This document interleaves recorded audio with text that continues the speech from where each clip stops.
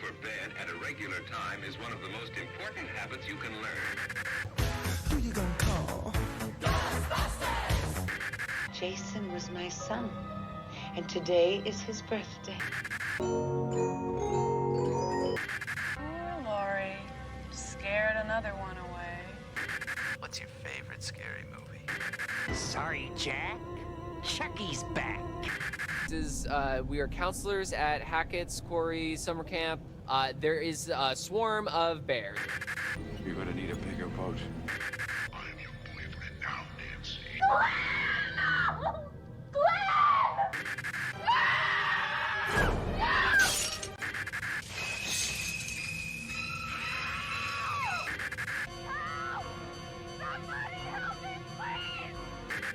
Most people are so ungrateful to be alive, but not you.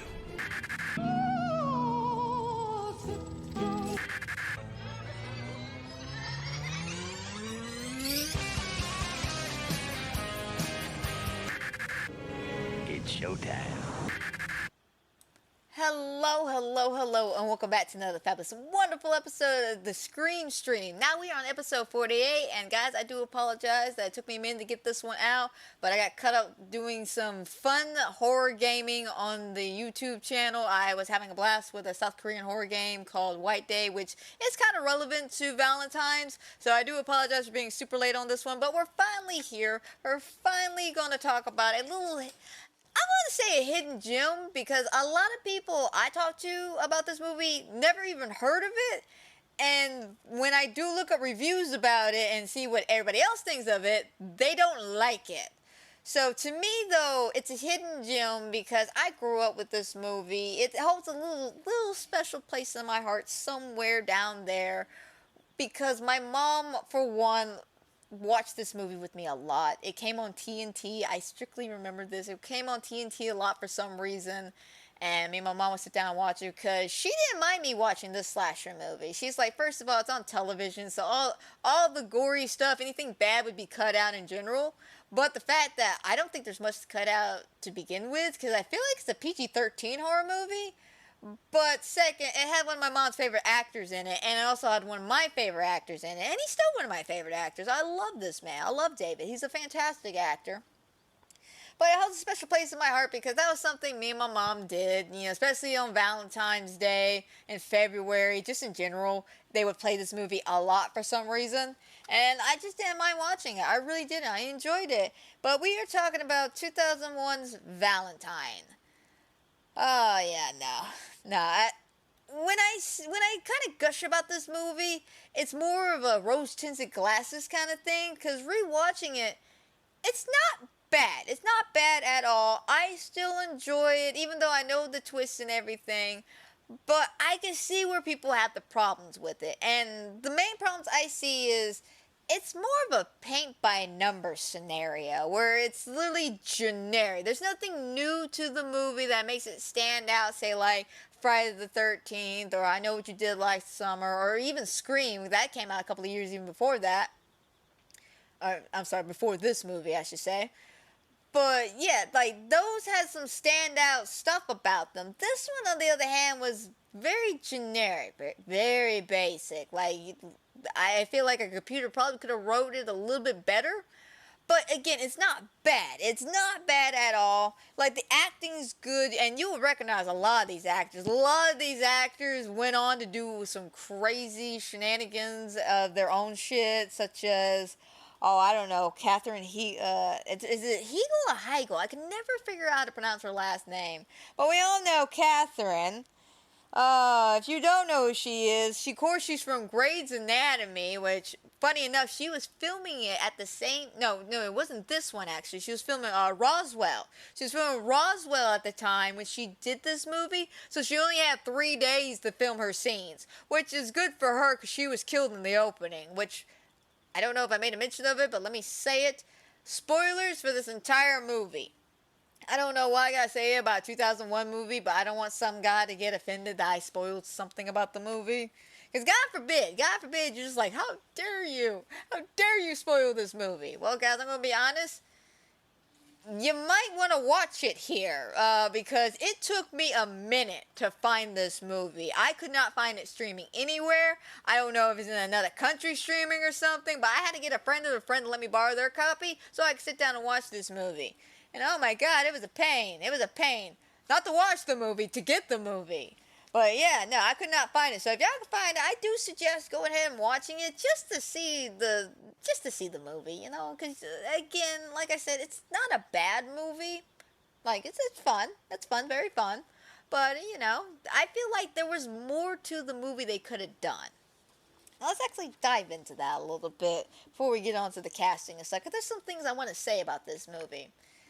I say a lot of people, when they talk about this movie, they're very negative towards this movie, if they do know what this movie is even about. And it's because when you initially watch it, it is a bit of a confusing movie. Because first of all, you don't know who the main character is. You don't know who you're supposed to follow. And by the time you get to the final girl, you're kind of like, what the hell? Why is she the final girl? And then the twist happens, and you're like, what the fuck? And then like the second twist happens, and you're like, okay, I guess that makes sense. And so you're kind of more confuffled and confused by this, and you're not taking in consideration that, I'm going to be honest, I don't think there is per se a main girl. I think this is a story. Okay, so this is going to sound weird as hell, but just follow my train of thought here. I think this is a story told by the killer, but seen from an outside perspective. And if that doesn't make sense, let me explain. So, if you do not remember this movie, let me refresh your memory before we dive into the movie. We start in the 80s. Kid trying to get a dance from a couple of girls. These girls reject him. Shit hits the fan at the school. He doesn't see them. It's 13 years later. One by one, these girls start dying, right? And we know at the end of the movie, those of us who've seen the movie know that fucking David, our favorite angelic vampire, which, by the way, guys, I have to make a mention the fact that I loved seeing him in the sun. I'm sorry, I was so used to only seeing him in Night Shot, especially when he was in Angel and Buffy.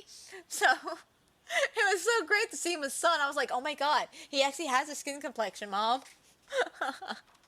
But, we all know he's the killer. In the end, the plot twist is he's the killer. So, here's his train of thought. And you gotta kind of pay attention to some of the dialogue, because it's very minor dialogue, but it makes you think, okay, now I see what the hell's going on. So, the reason why these girls start dying is because you find out that he was eventually dating Kate, which makes sense why he dated Kate, because in the flashback, which we'll talk about, you'll see that she was the only nice one. She was the only one just like, oh, maybe next time, Jeremy. You know, she was super, super nice to him. Everybody else told the bitches. But I'll explain that in a minute, too. But he was dating her. But he also has an alcoholic tendency, which makes sense because of everything that happened at the school. I'm going to be 100%. He should not be turning to drinking to fix his problems. But it makes sense, character development-wise. But he's drinking. She doesn't like that because when he gets drunk, he gets angry. When he starts getting angry, things get broken. She don't like that, so she dumped him. Right? 2 weeks later, after dumping him, I think someone makes a mention about how long they were broken up for. Conveniently, the first girl gets killed. So that kind of lets you know that Kate breaking up with him is the trigger. That's what started the killing spree. And then why the girls? He never liked them to begin with. I think his theory is he knew about all these bitches, okay? He knows all these bitches. He went to school with all these bitches. He knows how much of a bitch they are. He knows Kate, though. She's kind of a little good noodle. But her friends are bad influences. So when Kate dumped him, he probably took it as, those bitches told her to dump me. You know, because he feels like a little bit of a narcissist. I'm not going to lie. David's character in this movie is a bit of a narcissist because it's all about him in some aspects. And I don't mean like it's all like notice me senpai kind of thing. But he does all this shit for Kate because he likes and loves Kate because Kate was the only nice person to him.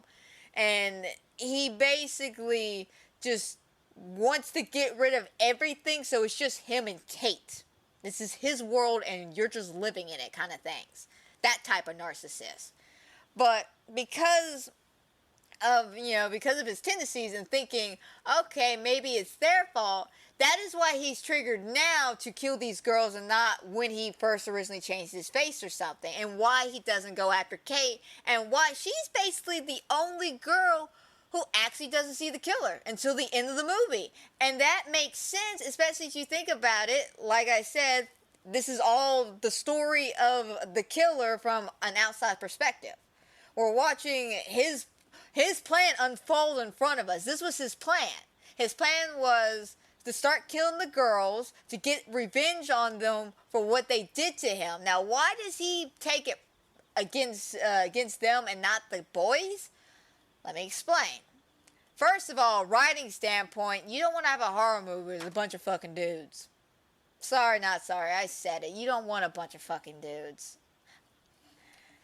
That is why you notice in a lot of, teenage horror films, they're either girls, like a bunch of girls, a sorority, slumber party, something like that, or it's a good combination of both men and women, but you see there's more women than men. That's just horror 101. That is just horror 101. But, and character development wise, when talking about this, the reason why he goes after the girls, it's the girls that humiliated him. Not the boys. Yes, the boys did something horrible. They physically beat the shit out of him. But you also gotta remember, this is the 80s, okay? For some stupid ass reason, I don't know why. I talked to a lot of people who grew up in the 80s, and guys beat the shit out of each other all the time, and then just shook it off. And they either didn't care, or they cried about it. One of the two. And then, of course, they got made fun of more. But the point is, he didn't take what the boys did as humiliation. Yeah, he was mad. They beat the shit out of him. But it was the girls. Specifically, it was Dorothy. Dorothy's the one that got him in trouble, okay? Dorothy basically instigated the whole situation. Thus is why he does what he does at the end of the movie and makes it look like she was the killer. The other girls were just candy fodder because he just didn't like them because they humiliated him by rejecting him in like very mean ways, by the way. They didn't just go, no, thank you, no. Now, one girl was like, I'd rather be boiled alive. Like, bro. And he kept those words to heart, by the way. He kept those words to heart. But we'll get there when we get there. But the point is, all of this happened because one girl told a lie that basically ruined his whole life. Like, his entire life. Because after he got his ass kicked, they expelled him from school. He then went to a reform school and then a psychiatric place. Thus, the drinking. So, yeah, I hate to say it. I hate to really be this person, but I'm going to be this person. This is all Dorothy's fault. 100% her fault. If she just would have stuck up for Jeremy, or she just would have not said anything and then walked away, I don't think none of this would have happened. And I know that's a lot to blame on a middle schooler, because that's where the story originally takes place in the beginning of the movie. But it's a true factor here. I'm not going to sugarcoat it. It's a true factor. Dorothy, being a bitch, is the whole reason all her friends are dead. And that's what brings me up to another thing that a lot of people don't like about this movie. The characters are all the same, because everybody sucks here. I'm not going to lie. Everybody sucks except for Kate and for David's character.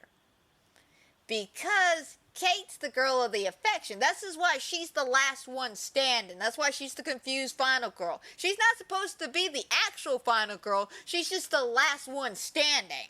That's the true factor. She had nothing to do with it. That is why she never sees the killer until the end. The only thing she had was the mask situation. Now, I know what you're thinking, but what about that scene where he went to her apartment? We'll get there when we get there, but yeah, no, it starts making more sense about the way I like to view this movie, which is, like I said, we get to watch his plan unfold in front of us. This is his plan. This is his plan. And it's actually kind of nice. But let's dive on into this. So, it was directed by a well-known guy. Not really well-known, but a guy I know because he did another movie I absolutely love, which was Urban Legends. I love that movie. I absolutely adore that movie for everything it is, even with its cheesiness and shit. And maybe one day I'll talk about that movie on here. Like, straight up, I love that movie. And Robert Englund's cameo in that, superb. But yes, it's directed by Jamie Blanks. Fantastic director, absolutely love him. He's worked with quite a few of these actors on here. We got Denise Richard, who plays Paige, of course, a Stormship Trooper fame, and Love Accidentally. David Boreanaz, who plays Adam. Of course, we all know him from Leon from Kingdom Hearts, Angel, Buffy the Vampire Slayer. You know, our favorite guy. We got Marley Shelton, who plays Kate. She was in Sandlot, Death Proof, Scream 4. Jessica Capshaw, who plays Dorothy. She was also in ER, by the way, which was a guest spot in ER. But she was also in Grey's Anatomy, which I thought was funny, because Katherine Heigl, I, again, not sure how to say her last name. I never could pronounce her, like, straight up, I never could pronounce her last name. I tried, man. I have tried to say her last name, and I can't do it, man. I can't do it. I get too kerfuffle. But, then we have another fantastic lady, Jessica Caulfield? Cauffil?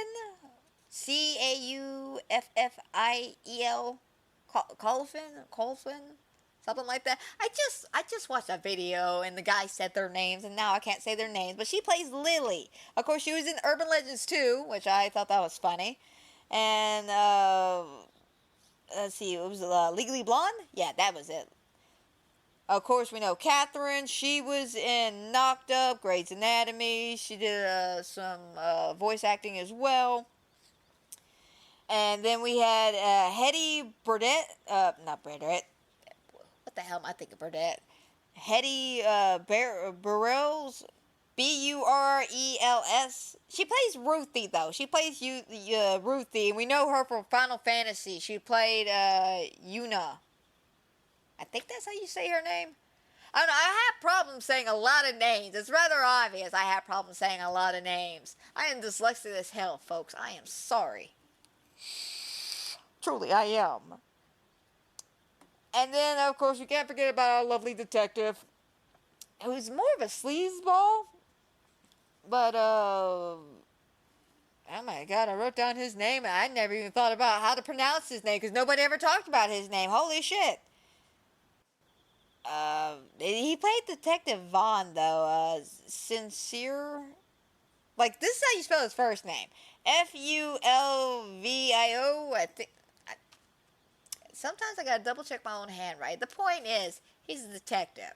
Alright, he did a good job playing a douchebag detective. Which brings me back to a point I forgot to finish before I moved on to the casting list. One of the main reasons why everybody hates this movie is because everybody's a bitch. I'm not joking. I'm not joking when I said that. Everybody sucks. Everybody.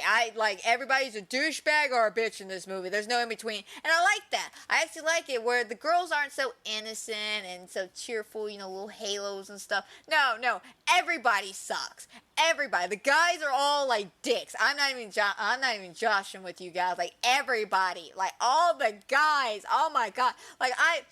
There's this guy in the opening, if y'all remember, who talks in the third person. Jason knows what he wants and Jason likes what he sees. Like, oh my god, bro, I want to punch your teeth out. I hate guys like that. Straight up, I hate people like that in general. Don't talk to yourself like you're in the third person here. Like, just talk, man, talk. You're not an author of your own story here. Quit feeling like you're important, bro. You're not.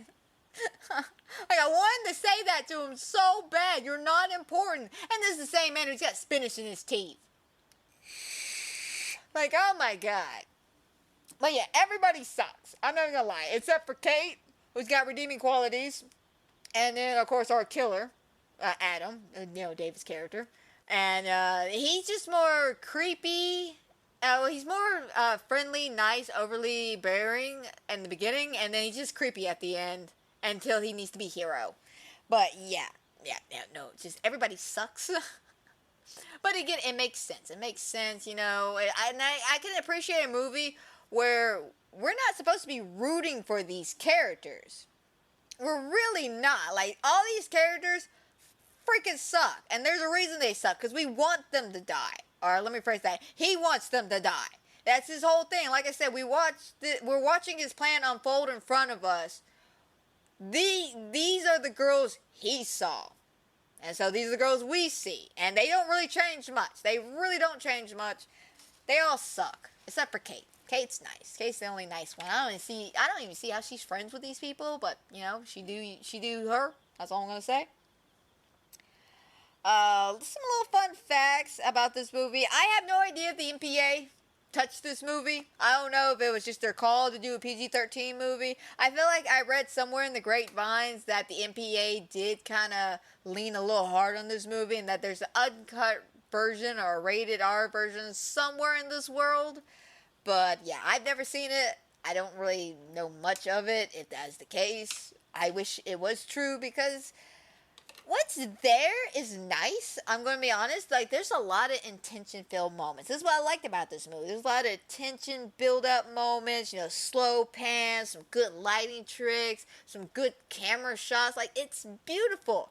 Then you get to the kills, and they're like blue balls, almost. It blue balls you. Because, like, case in point, when this one jackass dies, he goes down in the basement to relight the water heater or something.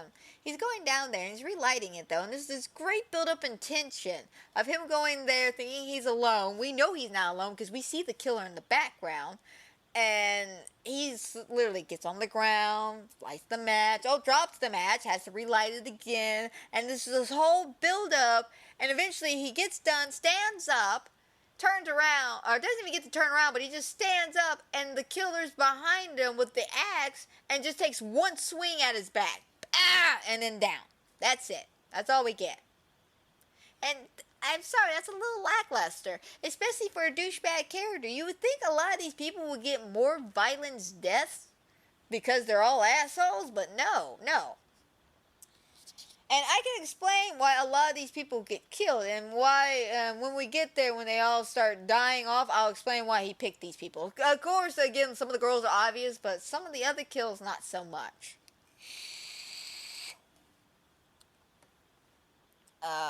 Of course, one of the little fun factors about this movie, and why I picked this movie, is because this is one of the few holiday horror films based in Valentine's that does not get compared to My Bloody Valentine's. Because unfortunately, that's literally all I see when I look up Valentine's Day horror movies. It's literally Valentine 2001, or My Bloody Valentine's, or My Bloody Valentine's 3D. That's it. Like, don't get me wrong, I love My Bloody Valentine, especially the original one with the uncut shit.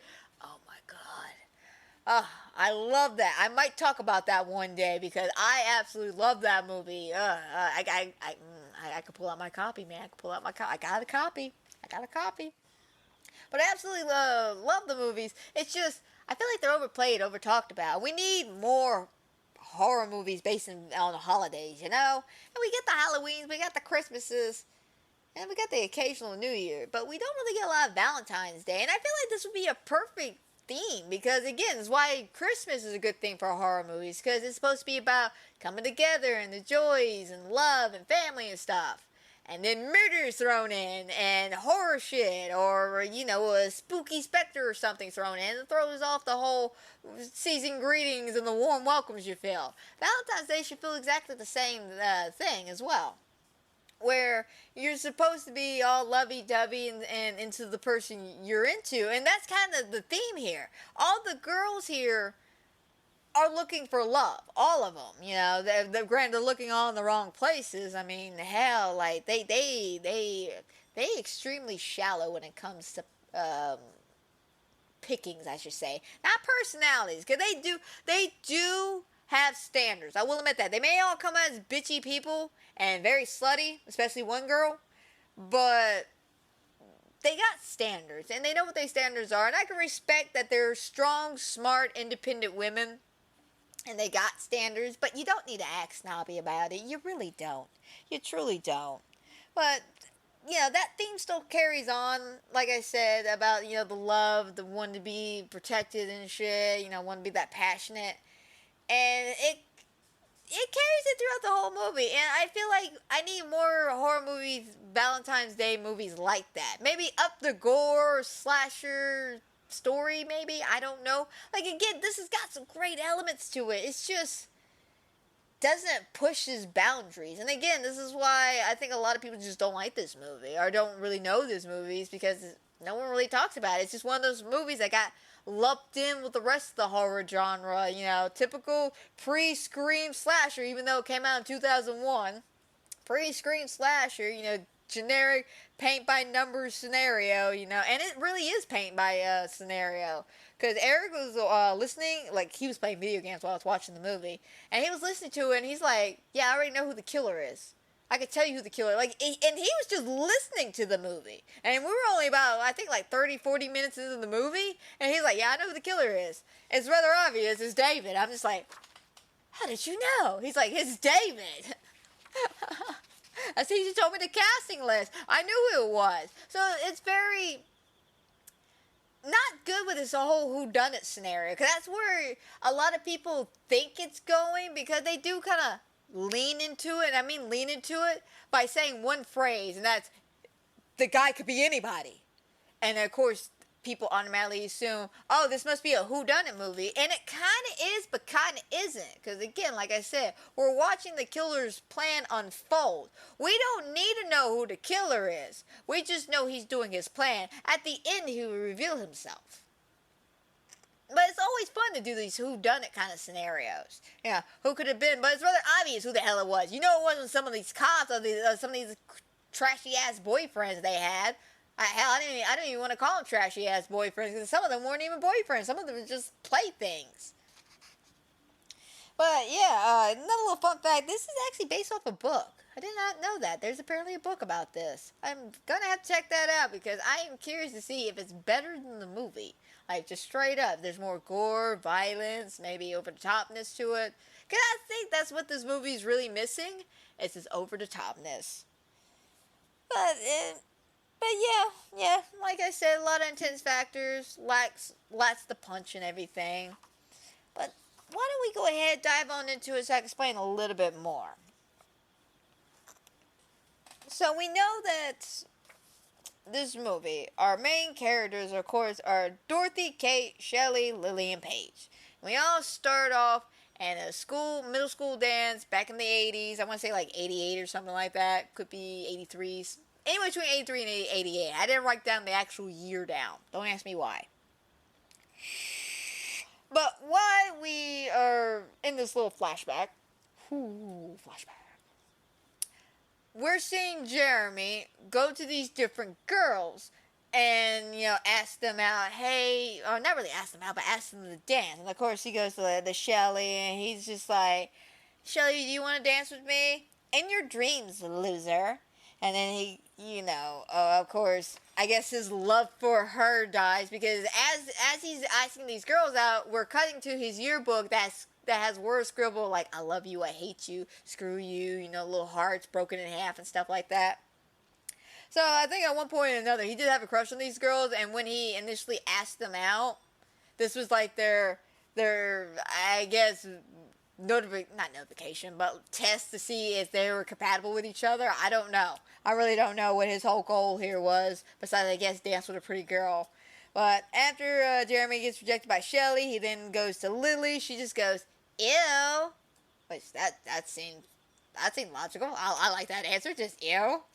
He asks his Paige, and she says, I'd rather be boiled alive, which I feel like that was an overreaction. I'm just saying, like, don't get me wrong. Jeremy's not the cutest little boy out there, but he ain't that ugly. Like, he's not my type if I was a middle schooler, but I didn't really have a type in middle school. I wasn't interested in dating in middle school. Like, I kid you not, I wasn't interested in dating until I was, like, in high school. Don't ask me why. Could have been my mother. Could have been other things. I have no idea. but I just was not interested in dating until high school. And then I had some bad experience with that because my stepbrothers and his stupid ass friend are jackasses. I'm not even gonna lie, they're fucking jackasses. Wish them the best though. That's the only thing I can nicely say about them. Wish them the best. But anyway, the point is, Jeremy's not that bad looking. I feel like some of these girls are overreacting. But, yeah, he then goes to Kay, and of course, Kay's the only nice one to him. She just looks at him and goes, maybe some other time, Jeremy. You know, basically saying, not right this minute, but maybe later. And he's like, okay, yeah. So then he goes to Dorothy, and she's sitting on the bleachers. And he's like, Dorothy, would you want to dance with me? And she's like, yeah, sure. So she, takes their hand, I guess to go dance for a little bit, and then one thing leads to another, and they're making out underneath the bleachers. While they're making out, this group of they're middle schoolers, middle school boys, even though they don't look like middle schoolers. I'm assuming the girls and Jeremy are in the 6th or 7th grade, and these are like 8th graders or something. I don't know. They're very big for kids, though. They look like high schoolers. But they look over the bleachers, they're like, oh, would you look at that? Buffalo's getting smacked over here, making fun of the fact that, I guess to them, the fat girl, and I don't see where she's fat. She looks average to me. Like, straight up, as a child, like, she looks like a normal child. Like, she don't look fat or obese, I don't get where they were calling her Buffalo, but fuck those kids. But, of course, Dorothy being embarrassed by the situation instead of, you know what, at least he's getting something, or you know what, leave him alone, he's the only nice person, and blah, blah, blah. Instead of doing something that is actually nice, she turns tables on him and goes, oh, get off of me. What are you doing? What's going on? Did he attack Buffalo? Yeah, he attacked me. Oh, let's get him. And then, because of the false allegation she just said, she basically said that he jumped her. I hate her. That's all I'm going to say. The fact that this bitch lied on this boy because she was embarrassed ruined his life. And I'm sorry. Rewatching this movie, I'm going to be honest, I was rooting for the killer the whole time because all these bitches suck. I'll say it once, I'll say it again. All of them suck. But because of her false allegations and saying, oh, he attacked me, he jumped me, he was just doing his thing, I'm the victim. The boys then proceed to beat the shit out of him, strip him down, pour punch on him and everything, and they do this right in front of everybody at the school dance. Like, straight up, right in front of everybody at the school dance that we're seeing. And this poor boy, after this, he gets expelled, gets sent to reform school, and he gets put in the mental institution for a little while. And it's all Dorothy's fault, because this bitch was too embarrassed. And you know something I noticed about this movie? A lot of people have pointed out that we do spend a lot of time with Dorothy. And the whole reason we spend a lot of time with Dorothy is because we're supposed to, then this, when the twist comes, oh, she was the one behind the mask. It's supposed to make sense. We're supposed to see her slow trickle into the, basically spiraling. We're supposed to watch her spiral. And that's literally his plan. That's literally Adam's plan, is to watch Dorothy spiral into nothing, because that's what she did to him. She made him spiral over a simple fucking thing. Because she couldn't man up. Sorry, I can't say man up because she's a little girl. But the point is, this girl couldn't speak up and be like, I like him. No, she's too damn embarrassed, and because she was too damn embarrassed, she held that, by the way. That's something she brings up, her own self. She brings up the fact that she was the fat one. Everybody else was the cool one, and the pretty one, and the funny one, and the smart one, but she was the fat one. Her words, her exact words, I shit you not, she says that at some point in the movie. And you could tell that haunted her, and that ticks me off, because now you look at her, even still, she's not fat at all. She's actually a gorgeous woman. If she wasn't a bitch, I would totally date her. Like, straight up, if she wasn't a bitch. Granted, I'm a pansexual, so her personality would definitely turn me off right off the bat. But the point is, she is a gorgeous woman. And she can't see that because she's too hopped up on this whole middle school BS because she was the fat one. And that is why this is happening, because she was the fat one. No. No. This is your fault for not realizing that you're the bitch. Like, I'm gonna be that person. This is your fault because you didn't realize you're the bitch. It has nothing to do with the fact that you think you're fat. Like, yes, kids are cruel. Kids are bullies. You shouldn't have listened to them. And I'm sorry they did that shit to you and called you Buffalo and everything. But you ruined a boy's life. You ruined his life. And then you want to feel good? This is called karma. That's the reason why you're not happy. It's because karma is dishing it out on you, princess. And I'm sorry, not sorry, but you get what you get in this movie. And I love it, man. I love it. I love it. But yeah, after that flashback, we cut to 13 years, and we're with Shelley, Catherine's character. She's on a date with a guy named Jason. And this is the guy who talks to himself in third person. Jason, I literally wrote, Jason is boring and is lame. Because he is. I cannot stand guys who talk to themselves in third person. Just, Jason sees what he likes and Jason wants. Jason knows exactly what the girl wants, and the girl wants a good-looking man like Jason to take care of her because Jason is a provider. Like, bro, this is like, bro, I want to pummel the hell out of you. And this is, again, same guy. He's got like a thing of spinach in his teeth. And what kind of takes me off about this scene, and it's something guys do. Not all guys, but it's something I noticed a lot of guys do. He didn't handle rejection well. Now, and the reason, and here's something. A lot of guys, that I watch talk about this movie, talk about this scene, they're just like, oh, she's the one that's in the wrong. She seems upset because she has to pay. No. You missed the whole marker there. You were too focused on the fact that she was a bitch to realize what he did was fucked up. He hits on her multiple times throughout this whole scene. And he's gross and creepy about it. He's not subtle. He's just like, he basically says he wants to bang her. And she's not interested in him. The moment he opened his mouth, I'm assuming she stopped being interested in him. And she rejects him, especially when he's like, hey, why don't you come back to my place? She's like, no, I gotta study for my final that is tomorrow. He got rejected. So what does this little bitch do? What does this man do? This whole, Jason, Mr. Macho Man?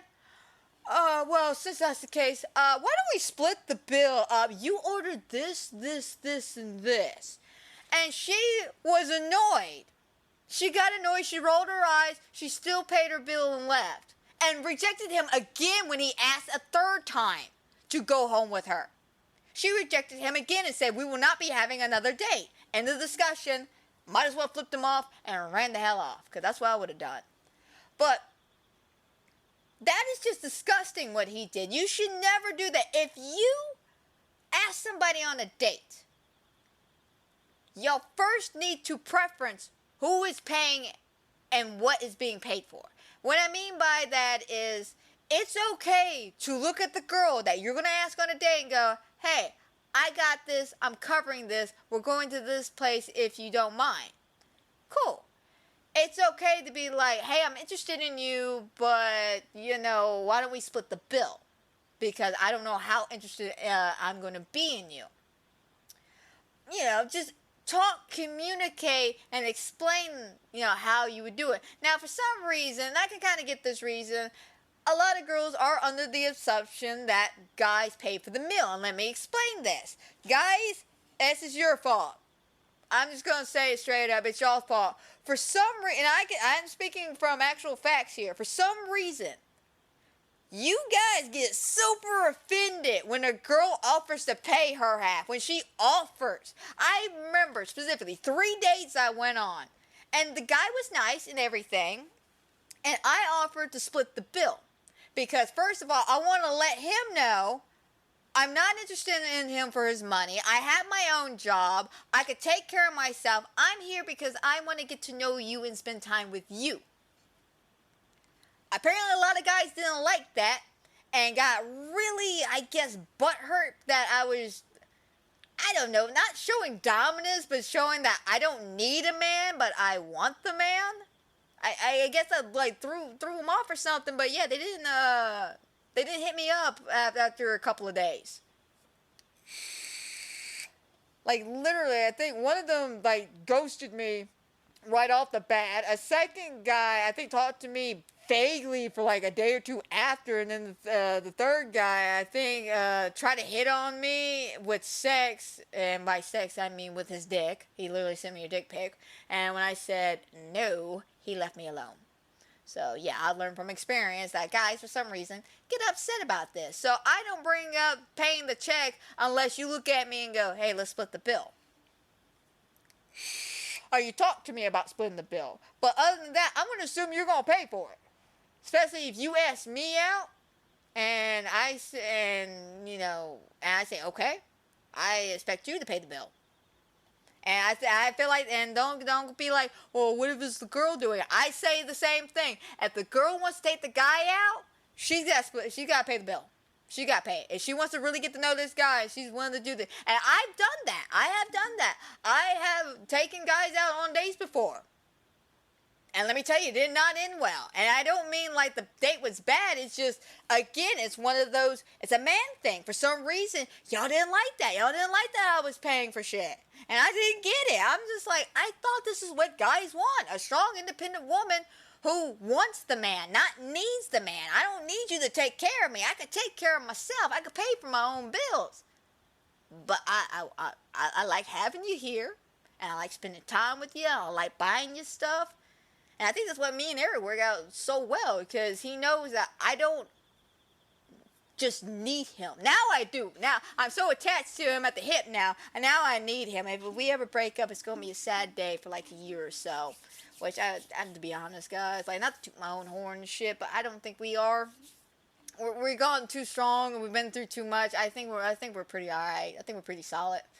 But I digress. The point is, he should have not pulled that stunt. He should have just taken the rejection like a champion and been on his way. But nope. He wanted to be a fucking douchebag and go, oh, well, actually, we're going to split the bill now. And that's disgusting. I'm sorry, that's disgusting. If you're going to split the bill, like I said, talk about it beforehand. Don't wait till after you get rejected to suddenly decide you ain't going to pay for this meal. Because now that shows me even more that you are a trashy human being, and I definitely don't want to pursue shit with you. You're literally going to get mad because I turned you down for sex? I'm sorry, that's a turn off for me. That is a turn off for me. If I reject you, especially your advances, and then you come at me sideways, oh yeah, no, I'm done with you. Like, I don't want anything to do with you. Even if this, like say I meet somebody and, you know, we're chit-chatting, we're getting to know each other. He hits on me and I say, oh, I got a boyfriend. And he's like, all right, that's cool. And we keep chit-chatting, we hang out and shit. You know, like my buddy Bidwell. Granted, he didn't hit on me or anything like that. He didn't do anything. We just started chit-chatting and shit. And, one thing led to another. We talked about Eric, and that's how we all became, basically, we made our little clique together. But the point is, he talked to me, handled the whole situation very well, was not weird about it. Other guys, not so much. You reject them, they pull this shit. And I'm sorry, but, that shit is just disgusting. And I didn't mean to go on a big rant about that, but the amount of guys, I'm sorry, this is the guys talking about this scene, going, oh, she's a bitch for this. No, you missed the whole point of the scene, boo-boo. You missed the whole point of the scene. We're supposed to notice that Jason's the douchebag. Yes, we know fucking Shelly's a bitch. She is a bitch. That is rather obvious. But he was a disgusting douchebag. So after she rejects the little loser, she goes back to her college. Now, here's something else. I brought this up to Eric. I'm like, what is it about horror movies when they got college rooms, college classrooms, college dorm rooms, just college in general? Why is it these students can just walk in freely into the school? Like, straight up, she's walking in to practice on a cadaver because she's a medical student. And she just walks in freely, and people know she's in there. Now, I'm sorry. I went to college. I know at certain points you could not be in the building after a while. After a certain point, you had to go. Like, I think it was like 9 o'clock, you had to be out. Like, everybody, teachers included, like, everybody had to go. But no, here she is, 10 o'clock at night, just in the school. I'm practicing on a cadaver. But, while she's getting the cadaver ready, she hears something, of course. So she starts taking a look around. And it's this good, slow build-up tension as she's, combing the area out because she thinks she's alone. And what's kind of funny is that she knows the cadaver's name, by the way. His name is Chad. And she covers Chad up, just a little bit, so his tummy's a little exposed. I guess she's practicing whatever the hell she's got to do on this cadaver. So, when she goes down this hallway, and there's slow build tension, and her friend, I guess who is another student, jump scares her. He's like, hey, you gonna be okay by yourself? Oh, no, I got Chad with me. Like, I'm sorry, I just love that. The fact that she, I guess, has dealt with being alone by getting to know and talk to her cadavers. I've heard a lot of medical students do that, though, because they spend a lot of time just practicing and shit, which I can get that. I can get behind that. But yeah, after the little jump scare and everything, she then turns and sees a little red envelope on the locker after her friend leaves. She picks it up, and it's a little Valentine's Day card inside, and it says just the cutest thing. Just the cutest thing, and it's the cutest card ever, too, until it's not. It says, my love grows for you as you bleed from your neck. Isn't that lovely? Isn't that lovely?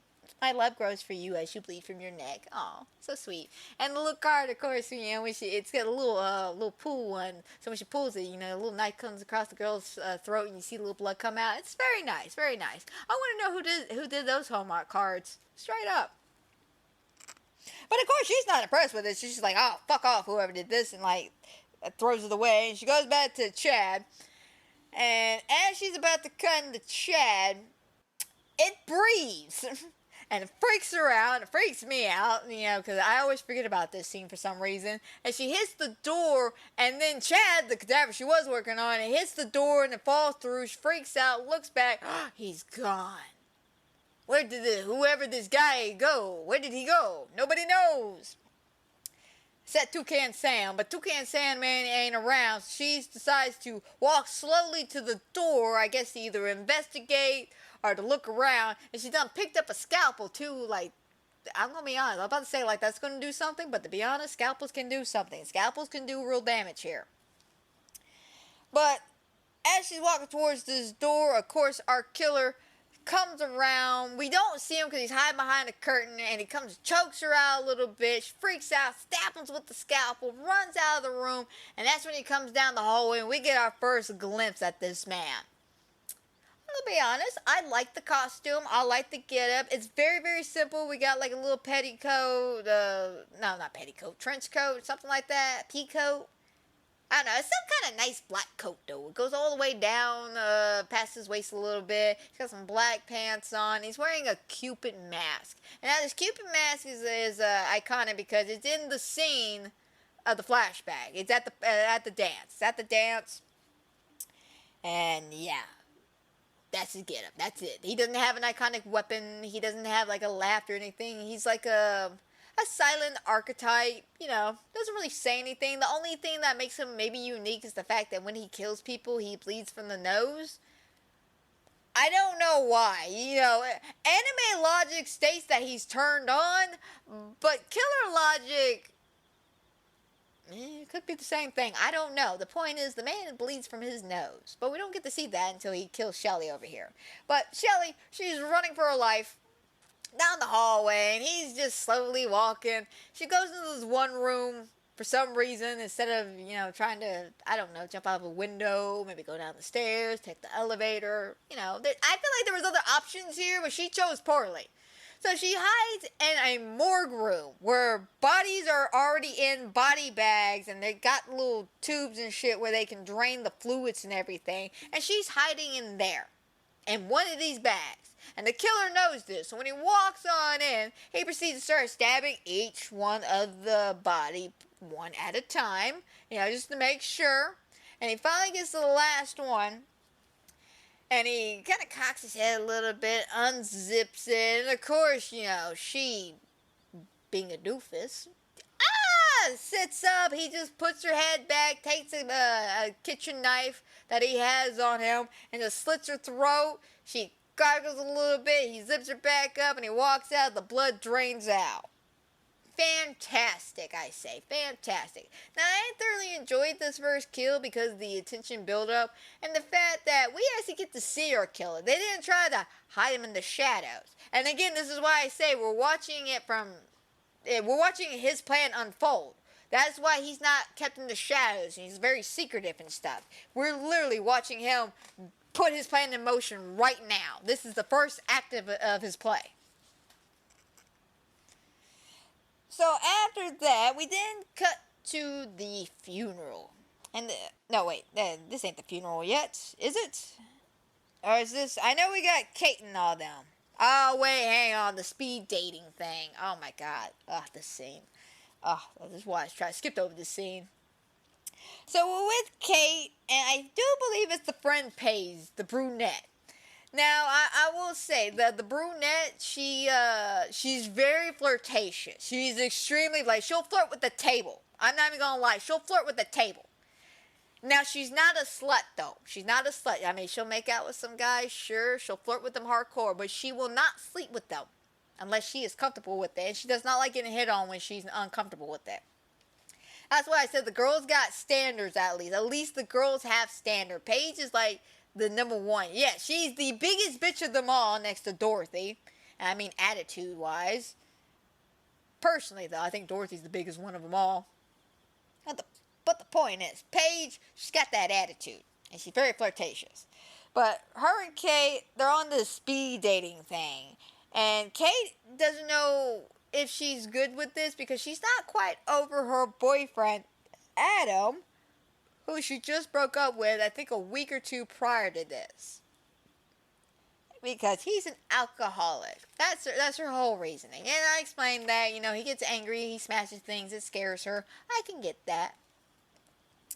But, of course, while they're doing this whole speed dating thing, it's a typical rom-com moment where, we get to see the typical stereotypes of every kind of stereotype, except for emo. We didn't see emo. We saw, avid sports fan, the 49ers. Woo! That guy. Let's see, we saw a Christian guy, damn it, I can't even think of any other guys besides them two. They're only, standouts out of everybody. Because everybody else is just generic and lame. Stereotypes. Literally, think of a stereotype, they were in that scene, and they would not change anything.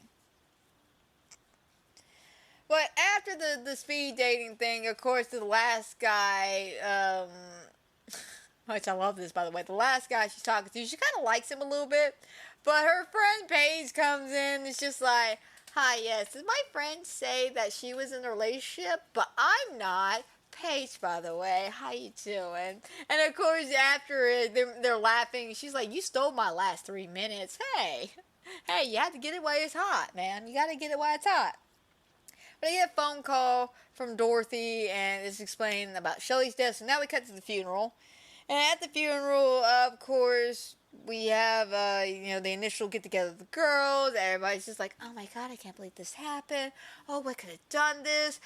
Paige, we're at a funeral here. Because for some reason, Paige is wearing a black dress that offends her. I think it's Dorothy. And I think it's a jealousy thing, to be honest. Which I think it was Dorothy. If it's Dorothy, it's a jealousy thing. If it's somebody else, I don't know why they were bitching. But yeah, no, she takes her jacket off and she's just wearing a little black dress. That's it, a little black dress at a funeral. And she's like, Paige, put the shirt back on. Like, bitch, it's hot. It's hot. But, you know, after all that, Adam's there, of course, to be supportive. And, you know, he's just like, hey, how you doing? What's going on? She looks over and she sees a bottle of booze. And he's like, listen, it's not me, okay? I've been sober for 2 weeks, okay? I've been sober. Which conveniently, I might add, a perfect time for him to start his murdering spree. But he says for a partner for to celebrate that it's not him, and she believes him. You know, she's like, okay, yeah, I get it. You know, good deeds and all that shit. He asks her for dinner, and of course she's like, I'm not sure. You know, I don't think it's a good idea because you know last time we did this, I wound up at a motel in another state with you. I forgot what the hell they went, but yeah. And of course he's all fidgety, but like, yeah, what's wrong with that? But you know, she rejects him nicely, you know, not shooting him down, saying no, it's never gonna happen. But she does, you know, kind of, you know, maybe we shouldn't, kind of thing. Yeah, not right now, not right now. Especially the fact that at a funeral, man, like, come on, bro. So after that, you know, of course the girls are all like, isn't that Adam? Didn't you break up with him? Da da da da. The cop shows up. And it's like, I need to talk to you girls. When's the last time you saw Shelly? Of course, it's been a couple of years because she's a med student and all this. He's like, okay, well, I'm going to need y'all to come down to the station and answer some questions. I had to talk to you about some stuff. You know, it's very, very short. We didn't see Dorothy. Or we didn't get to Dorothy. And Dorothy is getting home and she's unwinding. She finds a card. And now her card says, roses are red, violets are blue. They'll need dental records to identify you. Again, who's making these Hallmark cards, man? Who's doing this? Who's doing this? Where can I get these? Okay, like I would love to send the people I love Valentine's Day cards like this, like straight up. Like they would know me. They would know that I mean something, by the way. Like a lot of people are probably looking at me and listening going, dear God, this bitch is crazy. But no, hear me out. See, I'm a horror nerd, okay? I love horror. Everybody who knows me knows I live in horror. When I'm bored, I try to find a horror movie. Any horror movie that fits the criteria that I want at that present time. As you see, my shelf is filled with horror movies. If you're not seeing this because you're listening to this on Spotify or Anchor, I'm pointing at my pop figure collection that has literally La Llorona, where they got the alien, Jason, Freddy, Candyman, Michael, the Demogorgon. Like, I even got a little mini Freddy down here, a little mini Jason, a little mini Sam. You know, I live for horror, man. That's just I'm wearing a horror t-shirt now. That's just me. I live for horror. So if I was to send my loved ones, like my mother, a card like this, she wouldn't think twice about it. She really wouldn't. She'd be like, aw, she misses me. Because that's a true factor. I say fucked up shit all the time. But that's just me, because I just love horror. So these cards would not be too surprising to the people who know me. So yes, like I said, who's making these cards and where can I get some? Anyway, after she does this, she gets a knock at the door. And she sees that it's her boyfriend, Campbell. And Campbell, he's got a story to spin. He's just like, man, you're not going to believe this. I just started this new venture project. And my roommate, he didn't pay rent. So now all my stuff got kicked out. And, you know, I don't know what to do. And, you know, I'm homeless at this moment. And she's just like, okay, Campbell, why don't you come stay with me? Right, get the guest bedroom up and ready, sweetie. Just get everything up. It's okay. Come on inside. I got you. The reason why I'm saying he's spinning a tail is because he's a scammer. He just wants money. That's all he wants. And we find out later on, he just wants money. But she's so smit with him. Like he's good looking, he's smart, he's rich, you know, all the shenanigans that Dorothy's looking into a man. So she is blinded by everything that he does throughout the rest of this movie. Like, I kid you not. But then we get this little moment where after Campbell comes in, her mother comes down. Now, her mother is not her mother, it's her stepmother. And her stepmother, in her words, it's a mail order bride from hell. But I love what she said back. I couldn't understand what she said back because the woman is Asian, so when they were arguing at one point, she called her a mail order bride from hell. She replied back in her native language. And of course, the dad comes down and it's just like, your daughter's being so cruel to me. You know, she's a mail order bride. She called me a mail order bride from hell. Oh, and she's like, yeah, I did. And I have no idea what the hell she called me. And I can kind of get it because it does seem like she's younger than her. It's freaking obvious. She's definitely younger than him. Like, it's one of those things where he's like 60 and she's clearly like 22 or something like that. But this girl, she looks like, yeah, Dorothy looks like she's in her 30s and this girl looks like she's in like 25 or something. So yeah, I can get why she's, actually, hell, I think she made a joke about her renting a car, so she might be actually 23, 24. I think you gotta be 25 to rent a car. But the point is, they argue a little bit. The dad sides with the stepmom, and we never see him again. Don't ask me why this scene was in there. I guess to show the dynamic. Actually, if you think about it, it kind of shows you how a lot of the people in Dorothy's life she can't really count on, especially somebody like her dad, who is taking this bitch's side. So she literally kind of hangs and clings on to Campbell to be that knight in shining armor for her. Because it's obvious, you know, stepmommy and her don't get along. I don't know, you know, if it's literally just the age gap that bothers them, if it's divorce proceedings, or what it was. But yeah, they don't like each other. They hate each other right off the bat. It's rather obvious from the first interaction when she comes down and she's like, oh, does your father know about this? Oh, he doesn't need to know about this, you know, until you start paying the bills in the house. What the hell do you care? You know, it's kind of one of those scenarios. But yeah, again, everybody sucks, everybody disappears. So then we cut back to Kate. Now, I don't know exactly why this scene's in this movie. I feel like this was just like kind of a padding moment here. But Kate's taking a shower, and in the middle of her shower, she hears something. So she gets out, puts a towel on, goes to investigate. And, yeah, doesn't see anything. So she goes back into to finish her shower, and for some reason, the water's not working anywhere in her apartment at all. And she's got soap in her hair. So she does the next best thing and dunks her head into the toilet. Again, don't ask me why. And then after that, she then hears more creepy shit. So at some point, she goes outside in the hallway because she hears the elevator, you know, ding, ding, ding. Because for some reason, her door is left wide open, even though she was just in there. That there was nothing. But yeah, she calls somebody, I guess her landlord, whoever. Hey, you know, no water, blah, blah, blah.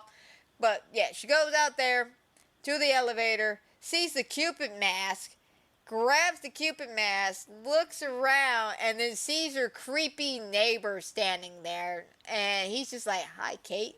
You want to date Kate? Because for some reason, every guy's going to have some quirk in this movie. His quirk is, let's rhyme everything with Kate's name. And it's so aggravating. But yeah, I don't know why this scene's in the movie. It doesn't really do anything for me. It doesn't really add intense moments. I guess to see what Kate's doing. So remember, Kate's in this movie because again, she's the whole reason why this is happening. But it could also be the fact that this is like the only quote unquote interaction she has with the killer until the end of the movie, and her interaction is the mask. He left the mask. Why did he leave the mask though? It could be he dropped it. Because he's got the stalker tendency, and it is rather obvious. It seems like he got into her apartment at some point, and he's been sneaking around. Even though it's never confirmed nor denied, he just seems like the type. Adam's probably moving around, got spooked when she got the phone call, quickly ran out, and went to, I guess, leave, and then dropped the mask or something. I don't know. I really don't know. I don't get this scene. This is something I can't even justify in this movie. The only thing, like I said, is, oh my god, I found the mask of the killer, and here's a red herring with the creepy neighbor. We then cut to Lily and Paige, and they're living together, and Lily's going through these old VHS dating tapes. Like, if y'all remember those tapes. If you don't, oh my god. You look up old 80s dating tapes. freaking hilarious. I'm not even gonna lie. It's hilarious. It's hilarious because some of these guys on there, I get it, you know, y'all putting yourselves out there, but y'all might have maybe put yourself out there a little too much sometimes. Oh yeah, she's going on through these tapes, and she's not interested at all in any of these guys. And then they get a knock at the door, and she's like, "Oh, I wonder who this could be." So she looks at the peephole. There's nobody there, and she opens it, and it's a box of chocolate. Of course, she grabs it, and with this one, the card says, "We all know. Hang on. We all know beauty is skin deep. Be careful. Be careful what you eat. You are what you eat." So cute, so adorable, right? And of course, you know, it's chocolate. So, you know, they're trying to figure out who's JM because it's signed JM on this card. So, like, who could it be? It doesn't matter. I'm going to eat the chocolate. She goes and eats the chocolate, and 2, maybe 3 bites in, she realizes something's not right. She looks down into the chocolate, and it's maggots. There's maggots. There's maggots all over the place. There's maggots in the chocolate, on the chocolate. It is disgusting. She freaks out. I freaked out. I lost my appetite for chocolate. And yeah. Now she's chugging orange juice in the next scene. So as they're trying to figure out, again, once more, who the hell is JM, they do bring up Jeremy Melton, you know, the boy they saw get his ass kicked at the dance, you know, the guy who they're picking on. That guy, yeah, him. They're like, it could be him. Oh, that's impossible. He's been, I haven't seen him in years, you know, blah, blah, blah. But it's totally him. And they admit about how mean they were to him. They're like, oh my God, we were so mean to him. Yes, the hell you were, bitch. You, and Dorothy. All of y'all. All, except for Kate. Kate was the only nice one.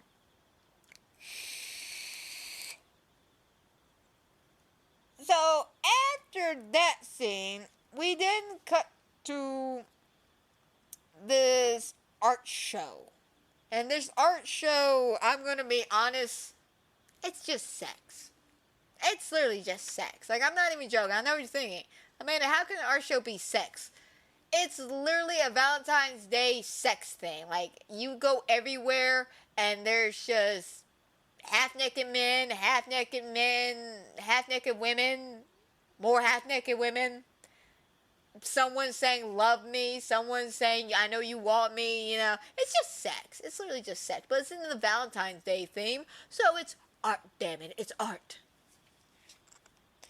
But, yeah, we cut to Paige talking to Kate and everybody about the whole bug incident at this art show. And she's like, oh my God, that's so disgusting. I can't believe that happened. And they meet up with Campbell and Dorothy. And I want to say one of the girls go to hit on Campbell, and that's when Dorothy appears, and she's all like, now he's with me, you know, kind of. It seemed like it ruffled her feathers a little bit, that Paige was hitting on her man, but I think it made her feel even better when he, you know, kind of put his arm around her like, hey, no, I'm with Dorothy. And again, he's just a scammer, so, you know. But Dorothy, blind by this, because first got to show her emotional attachment, huh? But they somehow end up talking about the dance itself and about Jeremy Melton yet again for some reason. You know, they're going, you know, could it be him? Could he be this mad about what happened to him at the dance? I don't know. We'll find out. And then, you know, we cut this little speech that Max, which by the way, Max is this guy that one of them is dating. I think it's Lily. That's why we're all here, by the way. Lily is dating Max, who's the artist of this whole damn thing. And, you know, he's just like, oh, this is love. This is great. This is why y'all interrupted me talking about Jeremy Melton. Just let me finish my speech. He doesn't say that, but I really wish he did because they were speaking loudly during his conversation or his speech about this art piece. But he's just like, all right, men to the left, ladies to the right. Go down your mazes. Everyone have fun. Have a good time. And of course, we get to see what's inside the maze. And like I said, it's nothing but sex. Half-naked people everywhere. And then we see Max and Lily aggressively making out. Like, I'm talking about passionate. Like, they're about to have sex right there. Like, he's so turned on by his own artwork. He's about to have sex. But then we see this random woman standing there. And she's like, yeah. And she starts taking off her shirt. And Lily's just like, what the fuck? Oh, my God. I'm so sorry. Oh, my God. Max, what the hell is this? And he's just like, I thought you would be down for a threesome. And she's like, ha, fuck you, no. Like Alistair arguing with Lucifer. So I guess that's why you call it the Has-Been Hotel. It was actually my idea. Well, it was not very clever. Fuck you. Greatest fuck you I've ever heard in my life. I've heard plenty of fuck yous in my life. Alistair's fuck you to Lucifer. The greatest. The fucking greatest. Anyway, she says that. She storms off because she doesn't want to deal with that guy. How dare he want a threesome and not communicate that with her until the last second. Like, straight up. Again, I feel like a lot of things could be solved in relationships with just one simple thing. Communication is a very strong word, but yet somehow very difficult to say. I don't know why, but yeah, no, I just feel like lack of communication is what really ruins a relationship, and what really ruins the start of a relationship too, is because no one wants to convey what they want in the relationship because they just want something, and they're too embarrassed to say what they want, i.e. Dorothy. Let me digress for a second. The reason why I say this is because I've seen plenty of guys that I've dated in my time, especially in college, where it was rather obvious after 3 weeks they just wanted sex from me. It was rather obvious, they were into me at first, they had sex with me, suddenly the infatuation's over. I get that. I understand that. But why are you going to string me along for months and months because you don't know how to break up with a girl? Why? And it was one of those things that I never could understand. And then eventually, many years later, I finally figured out it's an ego thing. It's an ego. It's a pride thing. They don't want to get their pride hurt. They don't want to hurt their egos. They don't want to look like the shitty person they are.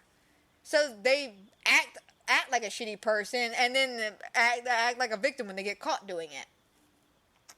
I got an ex who perfectly resembled that. I caught him in dead of rights cheating on me. And he was the victim. Dead of rights. He was the victim. I'm just like, bro, get over yourself. Get the fuck over yourself. He wasn't even that good. But I digress. The point is, I've seen so many relationships that just end in tragedy or get thrown out and people waste their time because they cannot communicate. Hey, listen, I find you attractive. Let's just have sex. Hey, listen, I think your personality is great. Can we date and see where this goes? Hey, listen, like Navi over here from Zelda, just, hey, listen, hey. Like, seriously, guys, people, everybody, in any kind of relationship, communicate what you want. It's okay to come off like a douchebag, especially if you just want sex. I'm sure the girl you like, you go, hey, listen, I find you attractive, you're pretty cute, da-da-da. Don't be creepy about it, by the way. Don't just go to a random girl you just found off the fucking wall. Like, seriously. Like, get to know her a little bit, then put it out there. But just put it out there, though. You just want sex. You're just looking for a little snooky on the side. You just want, an actual relationship, a part-time relationship, or friends with benefit things. Like, I don't know how many times friends with benefits would basically solve a lot of your problems. You don't want to be in a relationship. You just want the benefits of having the sex and somebody you could talk to without the emotional attachment to it. And sadly, like I said, people just don't know how to communicate. And I feel like shit could be different if you communicate. Like, straight up, just tell people how you feel. It's okay to be emotional, guys. It's okay, like, straight up. When I say guys, I mean everybody. It's okay to be emotional and express how you feel.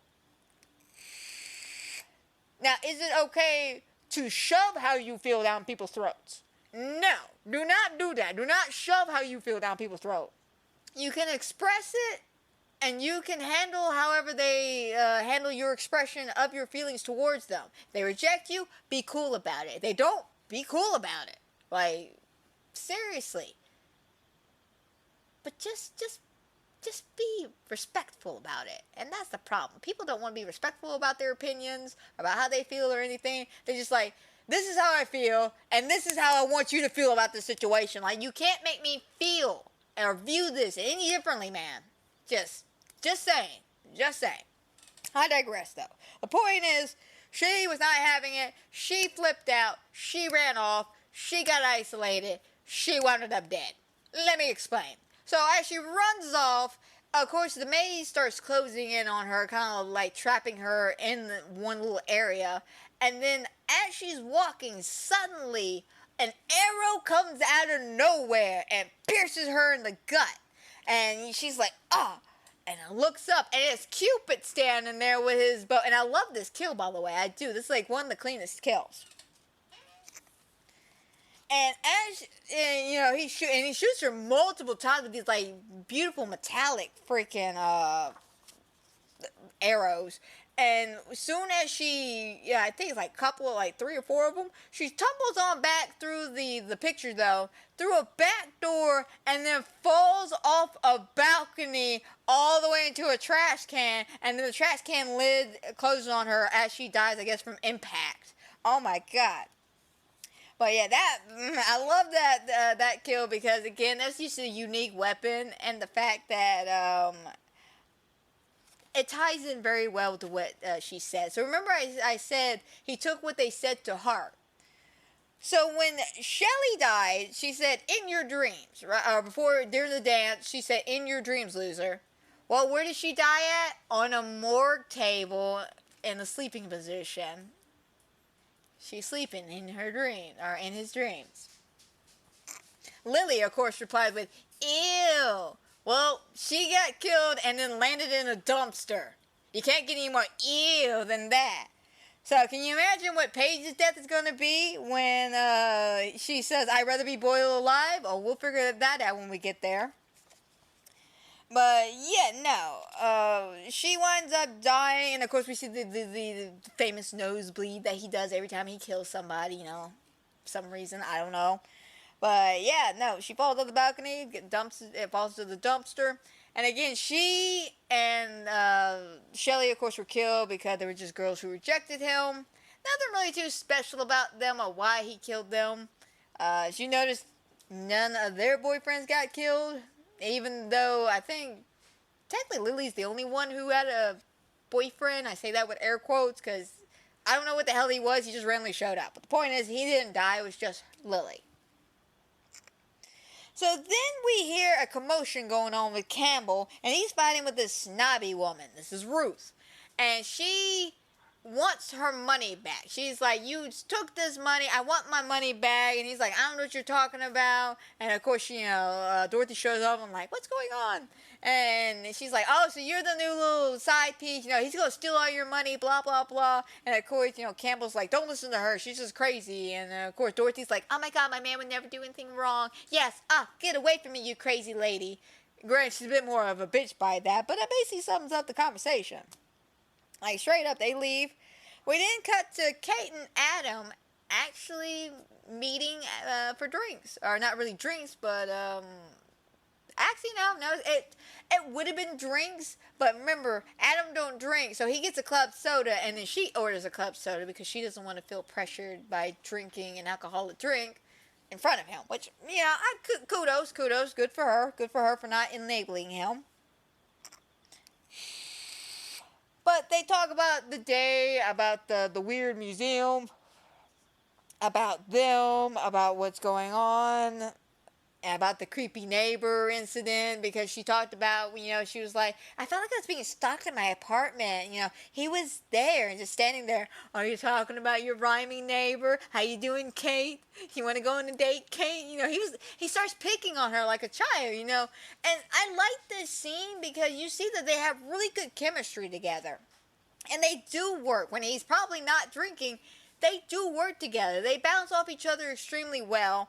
And I love this. I really do. And, I'm glad he kind of went for Kate. But I really wish it wasn't psychotic.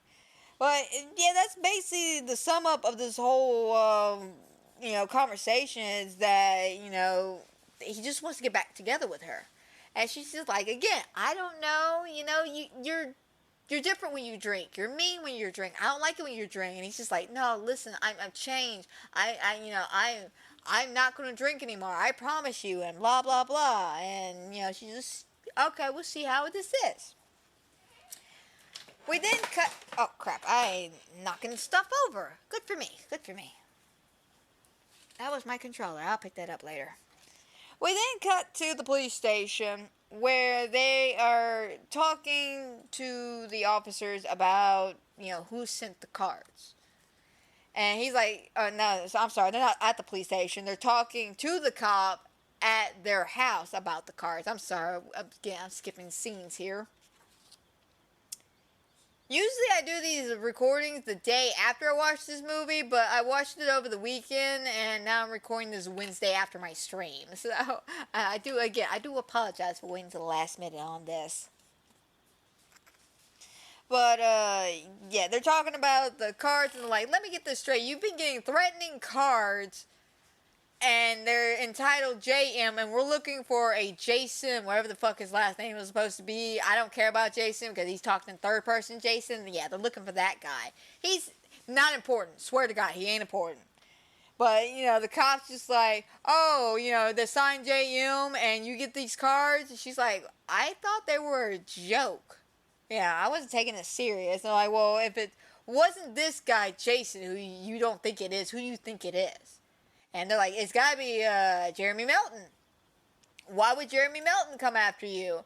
Oh, there was this incident at the dance. He attacked my friend. And she had, Dorothy, that's the sad part. Dorothy had all her friends convinced he attacked her at the dance. Dorothy did that. Dorothy, again, that's why I don't like her. That's why I don't like her. But, yeah, they just like, I don't want to say dismiss the cards, but the cop really doesn't seem interested per se in the Jeremy Melton thing, but he keeps eyeballing Paige. And I will say, that's a common thing. He keeps eyeballing Paige constantly. And I don't mean just subtle, like, man, damn, she cute. No, I mean like hardcore staring at her because he's like fantasizing about her. Trust me, we'll get there when we get there. Again, everybody fucking sucks in this movie. Except for Kate. And Adam. I'm going to be saying that a lot in this movie. Anyway, after that, of course, they walk out, and they're just like, Dorothy, they do have a good point. Why would Jeremy Melton come after us, after all these years, especially since he was the one who did something wrong and not you? Right? He did attack you, right? And she's like, not really. I lied. I was embarrassed, and this is where that freaking speech comes in of, I was the fat friend. I was embarrassed because, those boys caught me, and you don't understand. You wouldn't understand, okay? You were the pretty one, and you're the popular one. You're the one that everybody loved because you were the funny one, and you were this, and I was just the fat one. You saw me. You weren't fat. You were big-boned. I was fat, guys. I was fat. No, the hell she wasn't. She was not fat. She was average for a girl her size. For a girl her size, she was average. She was not fat. But yeah, that's her whole motive of why she did her little things, because she was embarrassed. And of course, they really don't know what to do with that. They're just like, oh, Dorothy, why did you lie? And of course, everybody kind of blows it off though, just like, maybe he doesn't know. Maybe it's not him. Maybe, I don't know, maybe it's something else going on. I don't know what they were thinking, but they kind of blow him off. I really write that they blow him off. He's too much in the dark. So.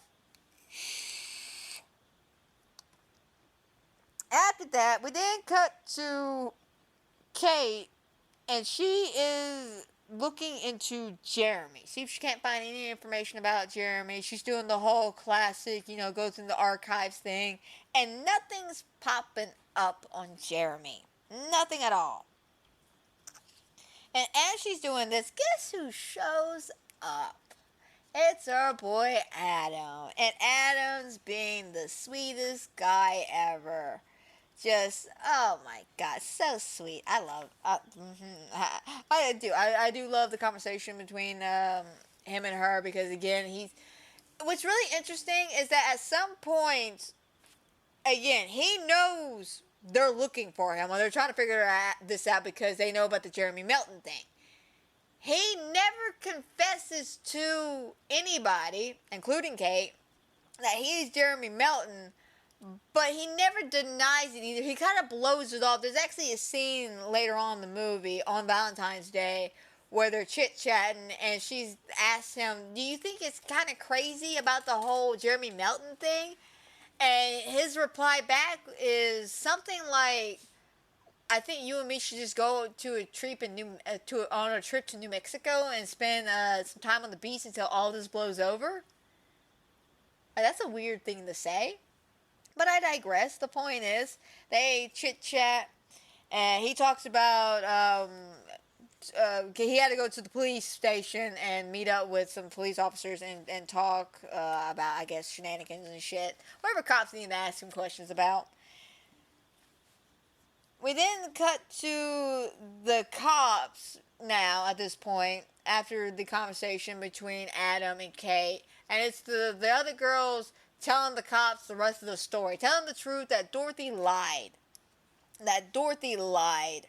And they look into him, and they realize he had a troubled past, and of course there's everything we know, the reform school, the psychiatrist, or psychologist, or mental institution, or whatever, and they're like, do you recognize this guy? And they had like this old school computer generating face of what he could look like. Like, could this be him? Or this? Or this could be him? Or this could be him? Let me just put it this way. This could be anybody. He could be anybody. Especially with today's modern plastic surgery, he could be anybody. So that's where we go with the whole whodunit scenario. Which, again, I don't really feel like the whodunit scenario truly fits to a degree, because there's not that many people to choose from to begin with,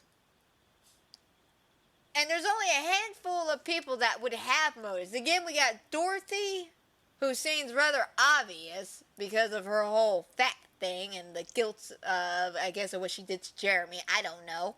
And of course, David Boraz, because it was David. It was. Are you okay, Maxie? You alright? You good? Sorry, my dog was having problems breathing there for a second. But yeah, of course, he's on the cover, and the only man that really stands out, it's not going to be the cop, it's not going to be one of the douchey boyfriends. So yeah, we don't really have any options to choose from. So I don't know why they went with the whole whodunit thing, but I guess, whodunit? Who could this be? It could be anybody.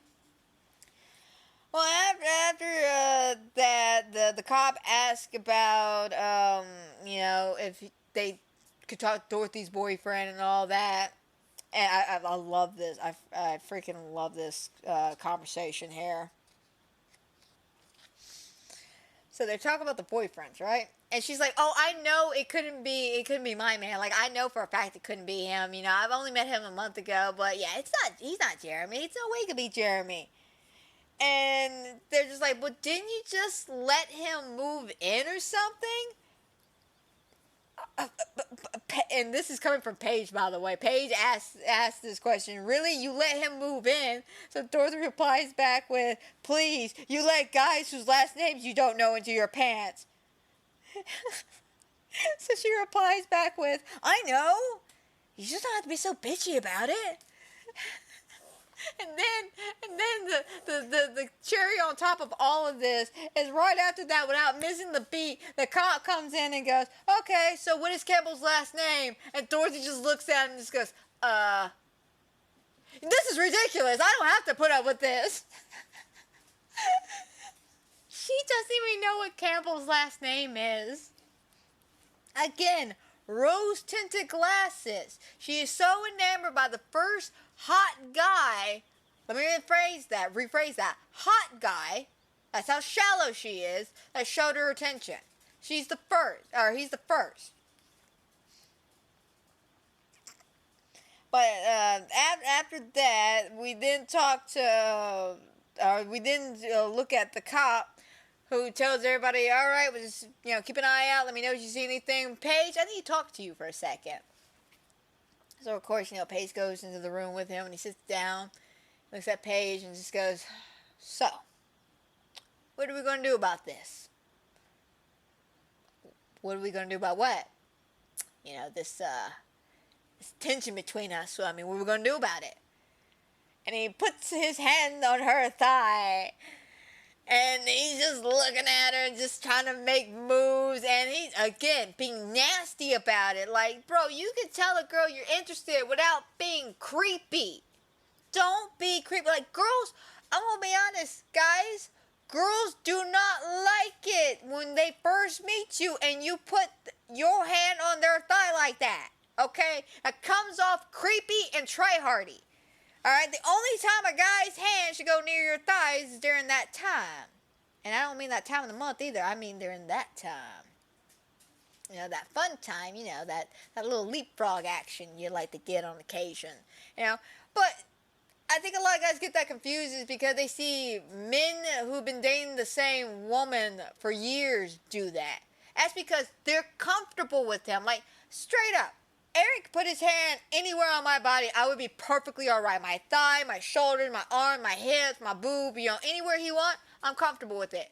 But if I don't know you, and you're talking to me, and I'm kind of creeped out by you, and then you put your hand on my thigh, I'm breaking every single digit that is on my thigh. And then I'm going to break your palm, and then I'm going to break your wrist. And then you better pray the rest of your arm is not on my thigh, otherwise I'm going to be breaking that. Do not touch me if I'm uncomfortable. And I feel like that's where a lot of guys fuck up at. They're not comfortable, or let me rephrase that. They're making the girl uncomfortable by doing this gesture. And they're not thinking much of it because they think, hey, I like this girl. I want to show affection. You want to show affection? Hold hands. Start there. Start with the holding hands process. Hold her arm. Walk her. Open her car door. Be a gentleman. Get her comfortable with you. She's comfortable with you. Then make moves. Yeah, I'm just saying. That's what I feel like that's where a lot of people in general just fuck up at. It's that they don't communicate. They don't communicate. They don't read the actions of people or reactions of the people around them. Communicate. I'll say it again. Communicate. Anyway, he puts his hand on her thigh though, and she looks at him and kindly rejects him and says, "Kindly remove your hand off my thigh before I hurt you." And he just goes, "Okay," and backs the hell up. And she walks the hell out. We then cut to Kate's apartment, but Kate's not there. It's not Kate there. It is the creepy neighbor. So here's something I forgot to mention. She made a point in one of the conversations she had with Adam that her underwear and some other things are missing. So, this particular kill is because this man does not know how to leave Kate alone. He done crossed the line by breaking into her apartment and sniffing her underwear. And by sniffing it, I'm assuming he's doing more with it. But at one point, he was putting on her pantyhose when we see him. But the point is, cut to the apartment. There's a little iron going on. He grabs the iron. As he walks to the bedroom, the guy's putting on her pantyhoses. And he's just like, "Hey, man, listen, I'm sorry. I'm not well. I'm not okay. I need some serious help. Like, bro, quit pointing out the obvious and take this iron like a champion." And then he proceeds to get his ass beat with the iron. And by his ass beat, I mean literally, I think he gets hit one time, and then the killer grabs him, takes the iron, shoves it into his face, burns him, and then proceeds to beat him with the cord and everything. Like, it's actually not bad. I wish I could have seen, like, the iron get ripped off the face and some of that flesh attached. That would have been nice. But again, PG-13. That's what I'm assuming, PG-13. And that's the lack of oomph factor there. There's just no oomph. Like, I will say, the death, Lily's death is my favorite out of all of them because of the fact that it had the oomph power. Yeah, I would like a little bit more blood, trickling down or something, but you know what? I could deal with that. I could deal with a PG-13 death like this. That actually showed me a good death and execution and dumping of the body all in one go. Loved it. This, I wish there was more to this. But yeah, unfortunately, he ends up getting beat to death by a hot iron. Kate then comes home, and there's Adam conveniently coming out the door, but he's making it look like he's ring at the door, and he's like, "Oh, hi, Kate. How's it going?" And she's like, "Oh my God, Adam, what are you doing here?" And he's just like, well, I just got done talking to the police. And, yeah, I was wondering if you have any plans for Dorothy's Valentine's Day party. You got a date or anything? And, she's all like, yeah. I do have plans. I'm going with this good-looking man that I really like and everything. And, I want to say it's either in this scene or the other scene where her and Adam talk. They do this cute little thing where I think it's this scene, where he gives her a Valentine's Day candy heart thing, and it's got this cute little note on it. And it's this scene because she's like, "What are you doing here?" "I'm dropping off a present." Forgot about that. It's dropping off a present. And she's like, "Oh, yeah, that's so sweet. I got you a present too." And she pulls out the detective's card, and it writes, "I owe you" on it, and gives it to him. And no, wait, it's dry cleaner bill or something. I don't know. She wrote down "I owe you" on this card and gave it to him, as in, yeah, I'm gonna go on this date with you. I'll see you later. The point is, it's Valentine's Day. Or that's the party that they are going to, the Valentine's Day party, and she does agree to go in there, or go on the date with him. But after that, he parts ways, all excited. Ching, hot damn, I got my girl back. Kate goes up into her apartment, and there is Paige just hiding in her apartment for some reason. Like, there's like a weird jump scare that comes out of nowhere, and she's like, "What are you doing in my apartment?" "Just checking on you. Jeez, why are you about to hit me with a door?" "Gee, I wonder, Paige, why are you even in the house, bro?"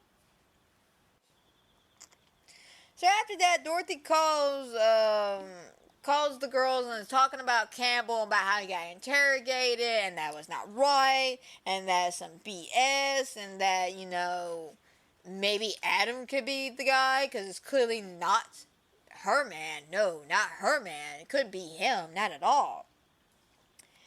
And then after that, though, they hang up the phone because she's going to try to. She feels the need to meld this over with the guy, with Campbell, because she feels like it's embarrassing that he got drugged down to the police station and was asked all these questions. So she's embarrassed. So she wants to make it up to him by giving him a gift. Ugh. Seriously, Dorothy, get over yourself. Again, but this shows you kind of how attached she is to him, to the point that she wants to make sure he is happy. And now the reason why I keep bringing this up is because this explains why Adam kills him. But we'll get there when we get there. But after that, of course, they hang up the phone, and then Paige makes a joke with the next person who calls, which conveniently is the fucking cop that hit on her. As soon as the phone rings, she answers it, and she's just like, "Do you need instructions?" This is the detective, actually. "Oh, shit, Kate, it's your call." Because, again, they all know about how creepy he is. Because Paige told her about the cop hitting on her and shit. It was, again, disgusting. But they informed them that they couldn't hold that Jason guy. So he's been released. And they couldn't hold the other guy either because there was just not enough information or anything to go on by him. So everybody's basically free. So after that, we did cut to Dorothy. And Dorothy is trying to make it up to Campbell by getting the hot tub ready with some flowers, some wine and everything. And he's just like, what's all this? I just want to say I'm sorry and happy Valentine's Day and blah, blah, blah. Here's the watch. And it's a really nice Rolex. And he's like, hot damn. Yeah, this is nice. And, of course, they go to have some fun time, some leapfrog action. And you could tell off of her facial expression, nobody had a good time. Straight up. We literally cut to them in bed, and he looked like he literally finished in less than 10 seconds. She seemed so overwhelmed, and he seemed so embarrassed. And that's the only thing I can come up with. He didn't last no more than 10 seconds. And it's just like disappointment. Disappointment all the way around. We're all disappointed. You're disappointed. I'm disappointed. Nobody's happy here. So she's just like, it's no big deal. Don't worry about it. I'm going to go take a shower. And as she's taking a shower, he shows up and is like, oh, I also got you a Valentine's Day gift. And hands her this little Cupid necklace. And she's like, oh, it's so cute. And then he dips the hell out. And he's like, I'll be back for the party later.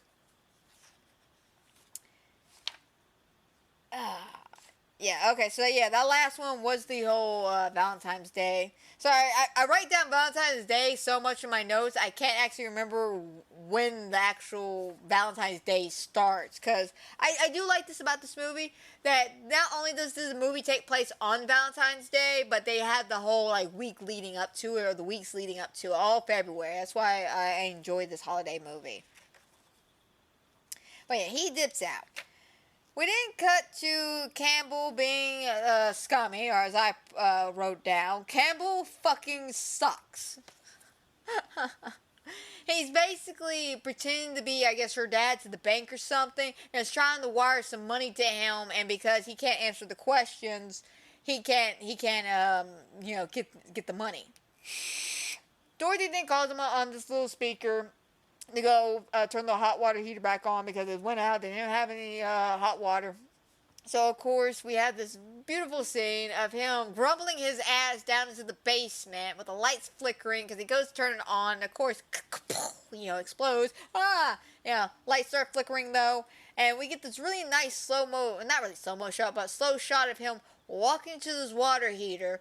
And we got the camera facing him, and we can see the lights behind them flickering. And in the flickering lights, we can see the killer. Now, the reason why he's about to die here is because of the attachment Dorothy has to him. Again, he wants to destroy Dorothy. Like, he wants to kill everybody, yes. But he wants to destroy Dorothy the way Dorothy destroyed him. So what's the best way to destroy Dorothy? By making her think the one guy who she absolutely adores, loves, and admires goes missing. Not just dies, and great, he's going to kill him. But he just disappears. Which Adam gets to see. Her little spiral when she realizes he's not here. And I think he loves it because I saw that smirk on his face. So, anyway, as he's walking down, he goes to light it, and of course she drops the match. We got this like nice little score, building up the tension as he's slowly getting the hot water heater going. Finally lights it, stands up, and Cupid's behind them with the axe. Comes down, swings down, hits him on the back, boom, dies right then and there. And like I say, he's dead because this is supposed to hurt Dorothy. This is a personal attack on Dorothy. That is the only reason why he died. Not because he's a shitty person, even though that was a bonus. He was a shitty person and he died. But he meant so much to Dorothy, he just had to go. He just had to go. So after that, we then cut to the day of the party. Basically, not the day of, but the party itself. Let me rephrase that. The party itself. Because this is still Valentine's Day, so now we're at the party that night. Dorothy is sulking because Campbell's nowhere to be found. And she's like, he's only a few hours late. You know, I'm sure he's around. I'm sure. I'm sure it's no big deal. We didn't see Paige. She was playing phone tag with a guy named Brian, who's supposed to meet her there at the party. Of course, Kate's there, and she sees Adam, and they, of course, are back together now. You know, he pulls out the little IOU because he's like, hi, how's it going, pretty girl? And she's like, hi, you know, I'm with another guy. And he's just like, oh, really? Well, and he pulls out the little IOU and they kiss and shit. Like, it's kind of cute. It's very cute. Very romantical. Very romantical. Yes, I said the word romantical. But gets a little IOU, super cute and all that shit. And then there's this. So Brian shows up, right? Brian shows up. And Brian's fast. Brian sees Paige. She's like, I'm so glad you're here. So she makes moves and she starts dancing with him. And he's all into it. He's just like, I got a surprise for you. Oh, do you now? What is it? Why don't you come upstairs and I'll show you? And so, of course, they go upstairs. And as soon as they get up there, she sits down. She's like, so, what's the surprise? And he does the only thing any guy does when he goes, baby, I got a surprise for you. And I'm going to be honest, guys. Before I finish this joke, I'm going to be honest. In what world, shape, or form is your penis a surprise? Please enlighten me in the comments down below. How is your penis a surprise? That is not a surprise, okay? It's there. It's there. We know it's there. We see it's there. You make no intention to hide it's there. Y'all are not ashamed of it, and that's okay. I'm not bitching about that. The point is, we know it's there. That's not a surprise. If you want to have sex, again, communicate. Let's just have sex, baby. You want to go upstairs? Let's get laid. No, I got a surprise. She's probably thinking he's got something good, a Valentine's Day gift. Nope, it's just his penis. It's just his penis. The most disappointing thing, and you can see it on her face too. She is disappointed. She is disappointed as hell. Just, so that's it. That's the surprise. And then becomes one of those guys. And again, she rejects him, right? She's not interested. He just whipped his dick out and laid it out in front of her. Like, hey, you want to eat this? You want to suck this? And she's like, no, I have standards. She wants to get up. He grabs her by the arm. Not aggressively, but that man grab, that manhandle grab that I cannot stand when a guy does.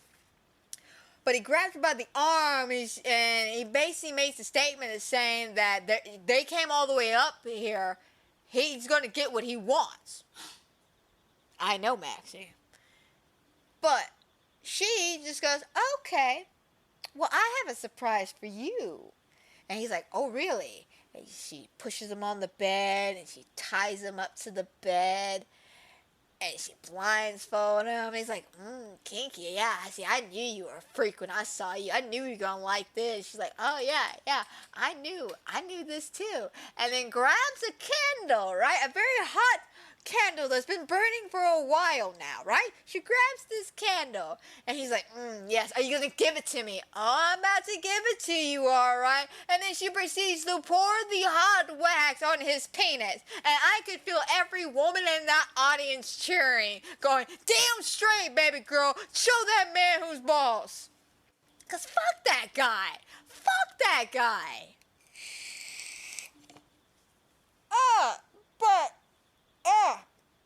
She leaves though. She leaves. And as she leaves, she runs into Kate. Kate's like, hey, how's it going? This party fucking blows. I love it though. But after that, they of course hear a little bit of a commotion going on, and it's that snotty woman Ruth from earlier, and Dorothy arguing because again we cannot find Campbell. Campbell's missing, and she's like, Campbell stole all this shit from me. I would like this shit back. He's gonna steal shit from you, and she's just like, you're just jealous. You're just jealous, okay? You're just jealous. And then she's like, okay, if I'm so jealous, where's Campbell at now? She can't answer that, so she and then storms the hell off. Like, seriously. But the girls take Ruth out, throw her out, but Ruth somehow sneaks her ass back in. Don't ask me how or why. But after that shenanigans, oh, I forgot to make a mention about this as well, because I just looked at my notes. One of the things she said right before she ran off, Ruth said to Dorothy before Dorothy ran off, was that the necklace she had on, the Cuban necklace he gave her, was hers and it was stolen. And so was other things. And she's, again, in denial. After that, Max shows up, Lily's boyfriend. And he's hitting on Kate nonchalantly. And he's just like, hey, listen, where's Lily at? What do you mean she's in L.A.? Because, again, I forgot to make a mention about this because it's not really brought up all that much. I think it's said twice. Once here and once during a police conversation. But, yeah, they asked where Lily's at, and she conveniently, on the same day she died, had to go on a trip to Los Angeles. I think either that night or that next morning or something. So everybody assumes she's in Los Angeles. Well, Max shows up going, hey, where's Lily at? She's in Los Angeles. No, she's not. They called and said she never showed up. Oh, shit. Oh, my God. So, of course, now we got to go figure this out. So, we then cut to Snobby Bitch sneaking her little ass back in. And she, of course, is stealing some stuff back. She's stealing that nice new watch that Dorothy gave him. She's snooping around. She's finding some stuff. She then snoops a little too far. And guess who she finds? It's Cupid, the killer. He's dragging the maid's body out of the closet. Now, I don't know why the maid got killed. Probably because the maid might have seen him getting into the costume. That could be it. That really could be it. Because let me explain something. After this, when we see Adam again, he's drinking. I think this is what triggered his drinking. He fucked up here. He didn't want to kill the maid, and he didn't want to kill Ruthie. But they were, I have no choice here because y'all saw me kind of scenarios. But we don't get to see the maid die. We just see him dragging the corpse in, and it looks at Ruth. She's like, oh my God, I am so sorry. I'm just lost looking for, and she takes off running. And, of course, there's a bit of a scuffle. There's some fighting around. I think somebody gets thrown. I think, because they're fighting in this really nice room that has, like, a pool table in it, I think. It's really nice. I like this room. But, yeah, as they're fighting and shit, she ends up running off, though. And she goes down into this one area where the sauna's at. And she hides in there while, Cupid's walking around. And, unfortunately, while she's hiding in there, there's Campbell dead underneath the sauna, and of course she's got to do the whole classic, that thing every girl does in a horror movie when she finds a dead body and she's hiding from the killer, muffles and screams. She's got to do that, though. And she waits a few seconds, and there's a very intense moment of whether or not he's going to come into the room, because he keeps doing that thing where it looks like he's going to come in the room, and then he could jump scare her somewhere else. And no, he just kind of looks in the window a little bit, walks away, comes back, looks again, walks away. And, she waits a few seconds. Slowly she slides her little ass out, though. Comes running out. As soon as she comes running out, there he is, chasing after her yet again. They get into a bit of a scuffle again. He throws her into a shower, and all the glass shatters and everything. And then as she's getting up, of course, she's cut up and shit. And he grabs her by the back of the head. Now, I like this kill, too. I wish they would have lingered on this shot more. Because I wanted to see the effect on this. But he grabs her because there's this one shard of glass that's just perfectly big enough to kill somebody with, and conveniently is right in front of them. So he grabs her and then just slams her head slash neck into the shard of glass and kills her right then and there. And again, it's because she was a witness. He didn't want to do it, but she was a witness. And I'm assuming that's why the maid got killed, is because she caught him getting dressed. Now, it does look a little convenient because the maid is also works for Dorothy, and I don't think her and the maid get along either. So this adds a little bit more factor that this could be Dorothy. I don't know. I feel like maybe the stepmother would have died. It could have leaned more heavily on that factor. But I'm going to be honest. My first time ever watching this when I was a kid, I knew it was Adam. I knew it was Adam. Like, I knew right off the bat. I'm like, he's not there when the killer's there. It's kind of like the Batman scenario. You know how everyone makes the jokes? Well, when Batman's here, Bruce Wayne isn't. It's one of those. When Adam's here, the killer isn't. When the killer's here, Adam's gone. My little kid brain's just like, I could put two and two together. And the fact that he had motive, he had cause, and he was a good-looking man that I absolutely adored. I'm sorry, I don't know what it was about me and good-looking men as villains, but I really like seeing my dark, handsome men as villains. I'm sorry. Like, don't get me wrong, Angel, he's a treat, real sweetheart. But angelic, though, that man's a monster that could rip my clothes off. I'm not going to lie. I love his confidence. I love that confidence. He's psychotic, though, would not really date him, but, you know, that man is confidence. So, yeah, I really wanted him to be the bad guy because I liked it when he betrayed a bad guy. It's like David Tennant. I love it when he's a good guy, but when he plays a bad guy, oh, the things that man could do to me. Nothing that man could do to me. I'm just saying. I digress, but I'm just saying. Anyway, after the wonderful death, though, and him having a bit of a moment, I think that's what triggered his drinking a little bit, because he started drinking again at this party. And unfortunately, because of that, and his drinking, that kind of turns Kate off of the situation. But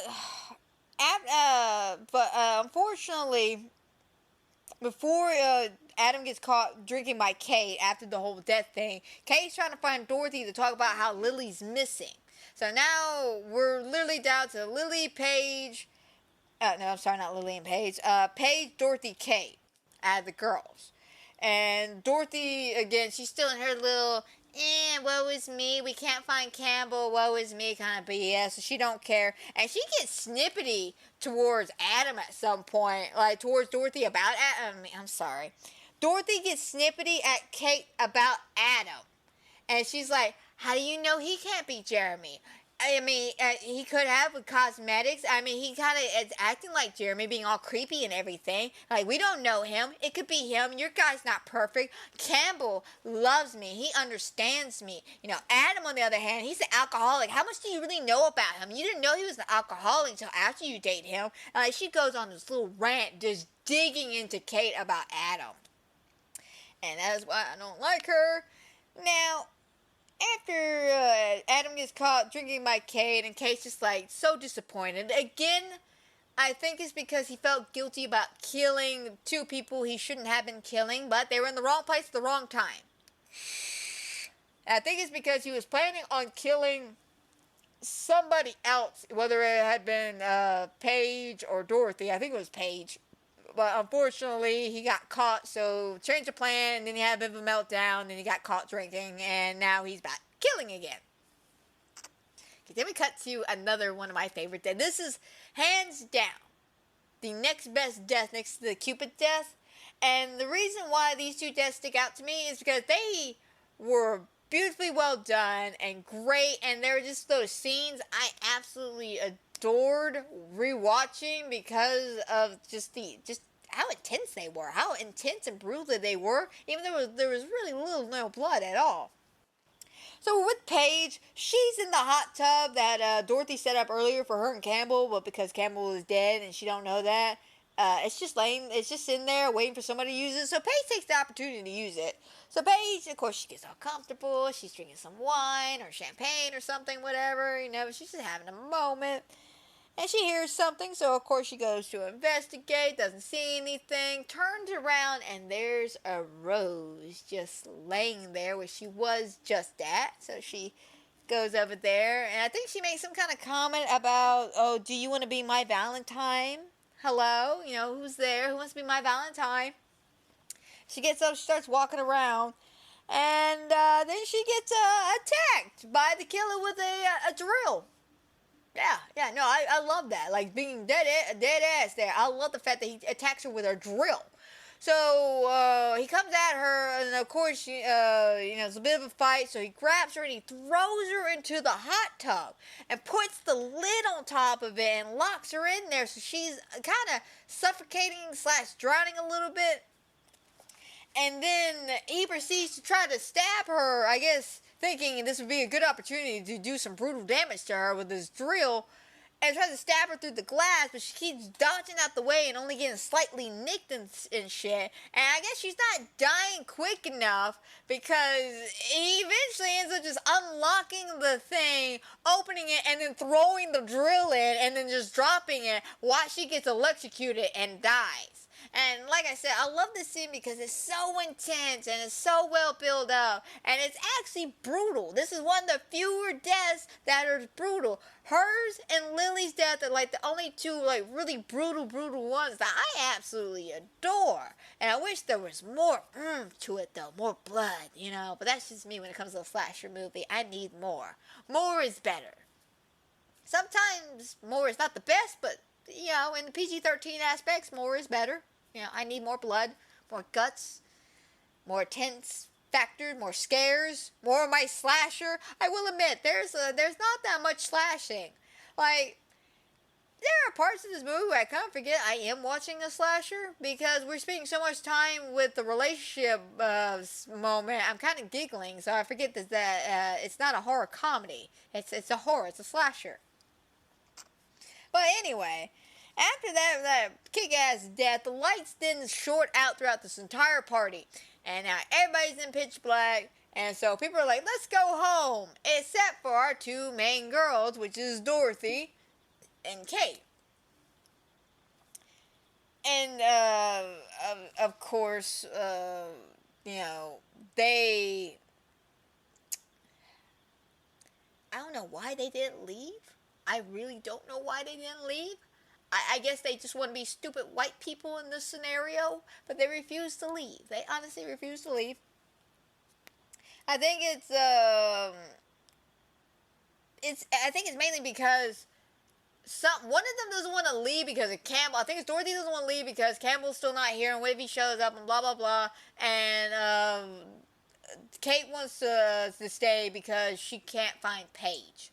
So I mean, Kate makes sense, but fuck Dorothy. Fuck Dorothy. They get into a bit of an argument again about Adam and about, how he, like I said, he could be Jeremy Melton. She's just being a bitch. She's being stuck up, saying her man's all the best and everything. And after, oh my gosh. So there's this thing she says right here where she says she deserves a sexy man cause she,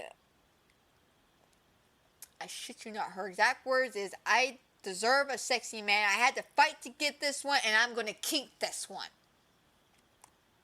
Yeah, I'm going to let her have that moment there and let her feel good about life, because, again, this shows you just how attached she is to this man she just met a month ago. And it's sad that she has such low self-esteem and such low thoughts upon herself that she literally clings on to the first man that shows her the slightest amount of attention. And this is only after she did what she did to Adam, who is Jeremy Melton now. Jeremy Melton. I don't know why I was having a problem saying that. Jeremy Melton. I call it karma. She deserves all of this. You treated this boy horribly. You got him killed, or basically you got him kicked out of school and sent to a mental institution. He's got an alcoholic problem. It's all your fault. That's all your fault. I'm gonna blame you. It's all your fault. Fuck you, Dorothy. That house should have been dropped on you, not the Wicked Witch. Yes, I went there with the Wizard of Oz reference. I tried this whole time not to make a joke about it, but I couldn't help it. Anyway, after they get done arguing, they part ways for a second. Kate proceeds to call the detective. Because she don't know where Paige is at. She doesn't know where anybody's at. She can't find Adam. She's mad at Dorothy because they just got an argument. And of course, as she calls, the phone rings and she hears it. She shouldn't be hearing it because he's not here, per se. So as she's listening for this phone, she goes closer and closer to this pond, and you can see the IOU note. Briefly, it's quick, but it's in the pond. And as she goes to bend down to reach into the pond, Detective Vaughn's head comes up, and she screams and freaks out and runs the hell off. Now, I think the reason why he got killed was he showed up at the party. And, yeah, he just had to go. Hell, that could have been, the reason why, the maid got killed and shit. Because, hell, it could be he got caught getting dressed, or he got caught killing Vaughn, who was snooping around and getting a little too close to him. Because, we don't know exactly what happened between him and Vaughn. Yeah, so that's actually a good question. What conversations did they have, and what did Vaughn know? Again, we don't know. All we know is Vaughn's a douchebag, and, yeah, he's dead. That's all we care about. That's all we need to know. So after that, they proceed to she proceeds to scream, run off into the house, freak out a little bit, and then there's Adam standing there being creepy as hell. And he's slightly drunk, or drunk. I say air quotes. I don't think he's actually drunk. I think he's just been drinking, and this is just him having a little meltdown, a little mini moment. This is the face behind the curtain kind of scenario. He's standing there and he's like, "Dance with me, Kate. Please dance with me." And she's like, I don't want to, please don't. He's like, come on, I love you. And, so she starts dancing with him. And he's like, "Kate, I love you. And I need you, and you're everything." And this whole scene right here tells you why Kate is the only one who hasn't ran into the killer up until this point. Why Kate has no clue what the hell is going on. Because Adam is in love with her. He's obsessed with her, and she's everything. So he doesn't want to hurt her. He just wants her all to himself. But unfortunately, she ain't feeling that, so she basically knees him in the dick and runs off. And she is beyond confused. He's beyond confused. Everyone's confused here. And as she running away, she finds Paige's body, freaks out, because, oh my God, Paige's body. And then she runs to Adam again. They get into a bit of a spat up by the stairs. She grabs a bottle, hits him upside the head with it, and then proceeds to run up the stairs. And as she goes up the stairs, I think it's up the stairs. I don't know. At some point, she grabs a gun. She gets a gun, though, and she breaks out the little gun safe and whatnot. She gets all loaded up, and she runs up this flight of stairs. And the killer, in air quotes, comes out of nowhere, mask and all, and tumbles forward. Now, Adam, of course, like I said, last time we saw him, he got hit upside the head, and she ran off into another room to get the guns to head upstairs.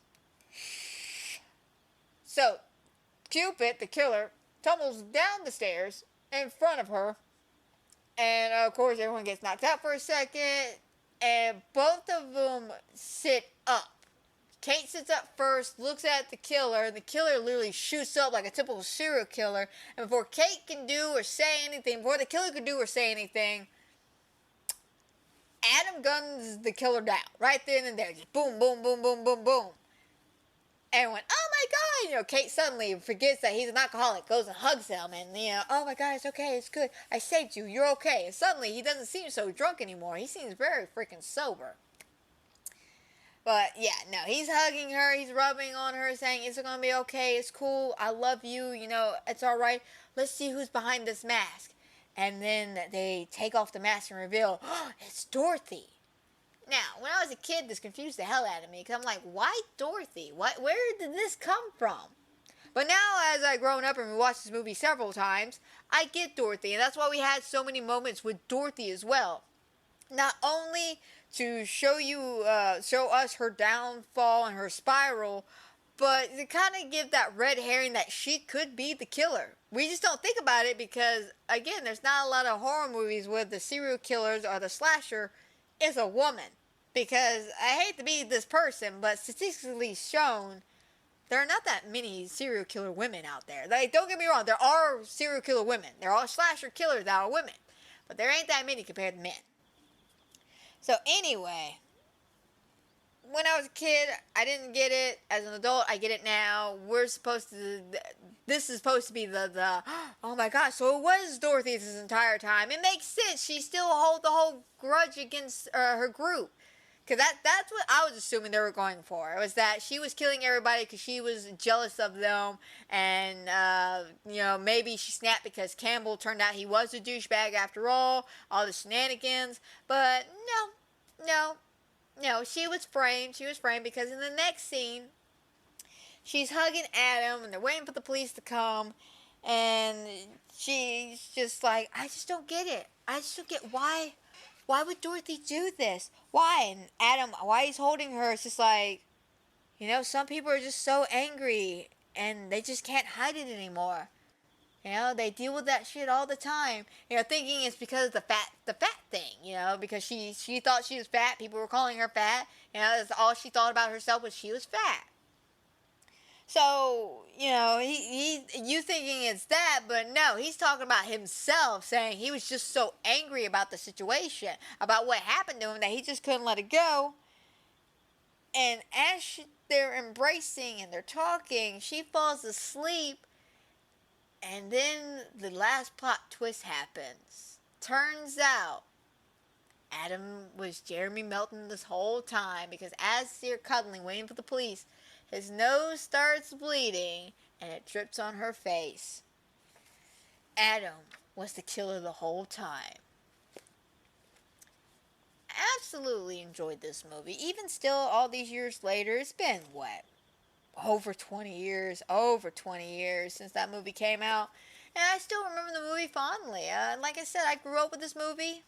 And it holds a special place in my heart because me and my mom watched it a lot. We loved David in this movie, just seeing him in the sunlight. It was nice. It was real nice. But is it a great movie? Is it fantastic? Does it rewrite horror like Scream did? No. And that's why it's very forgettable. It's a very gray movie, there's nothing niche about it, nothing cool about it, nothing crazy about it. The only thing it really has going for it is it takes place on Valentine's Day, and the killer is a dressed like Cupid. That's it. That's literally all it's got going for it. The kills are basic. Some of them are cool. Like I said, the hot tub one and the arrow one, those are really cool. Not the greatest, though. And, again, this movie really could have done a lot more. They would have umphed it out. They would have pushed it a little bit. And again, that's why this movie's not really well talked about or really well known. And it's because it's not special. It's still a fun watch, though. It's still a good time, especially if you love a lot of these actresses and you just want to see killers, basically a slasher film where we get to watch the killer's plan unfold right in front of us. We get to see the killer win. We get to see the bad guy win. And that's something I did like about this. We actually get to see the killer win. And not in a vengeful, spiteful way, but he actually went with his plan and got away with it. And I love that. I really do. So if you ever get a chance, I do recommend you sit down and watch this movie. If you can get your hands on it. Trust me, it's a pain in the ass. But it is well worth it. Especially if you want to see some cheesy early 2000 movies.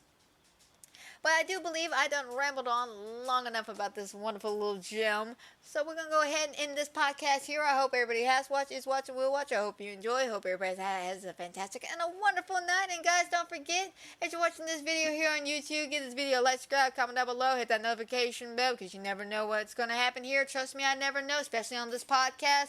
There are some days or some months I record 1, 2, 3 movies, TV shows, comic books, whatever. And then some months, like this month, we only have the one. My bad, guys. It truly is my bad.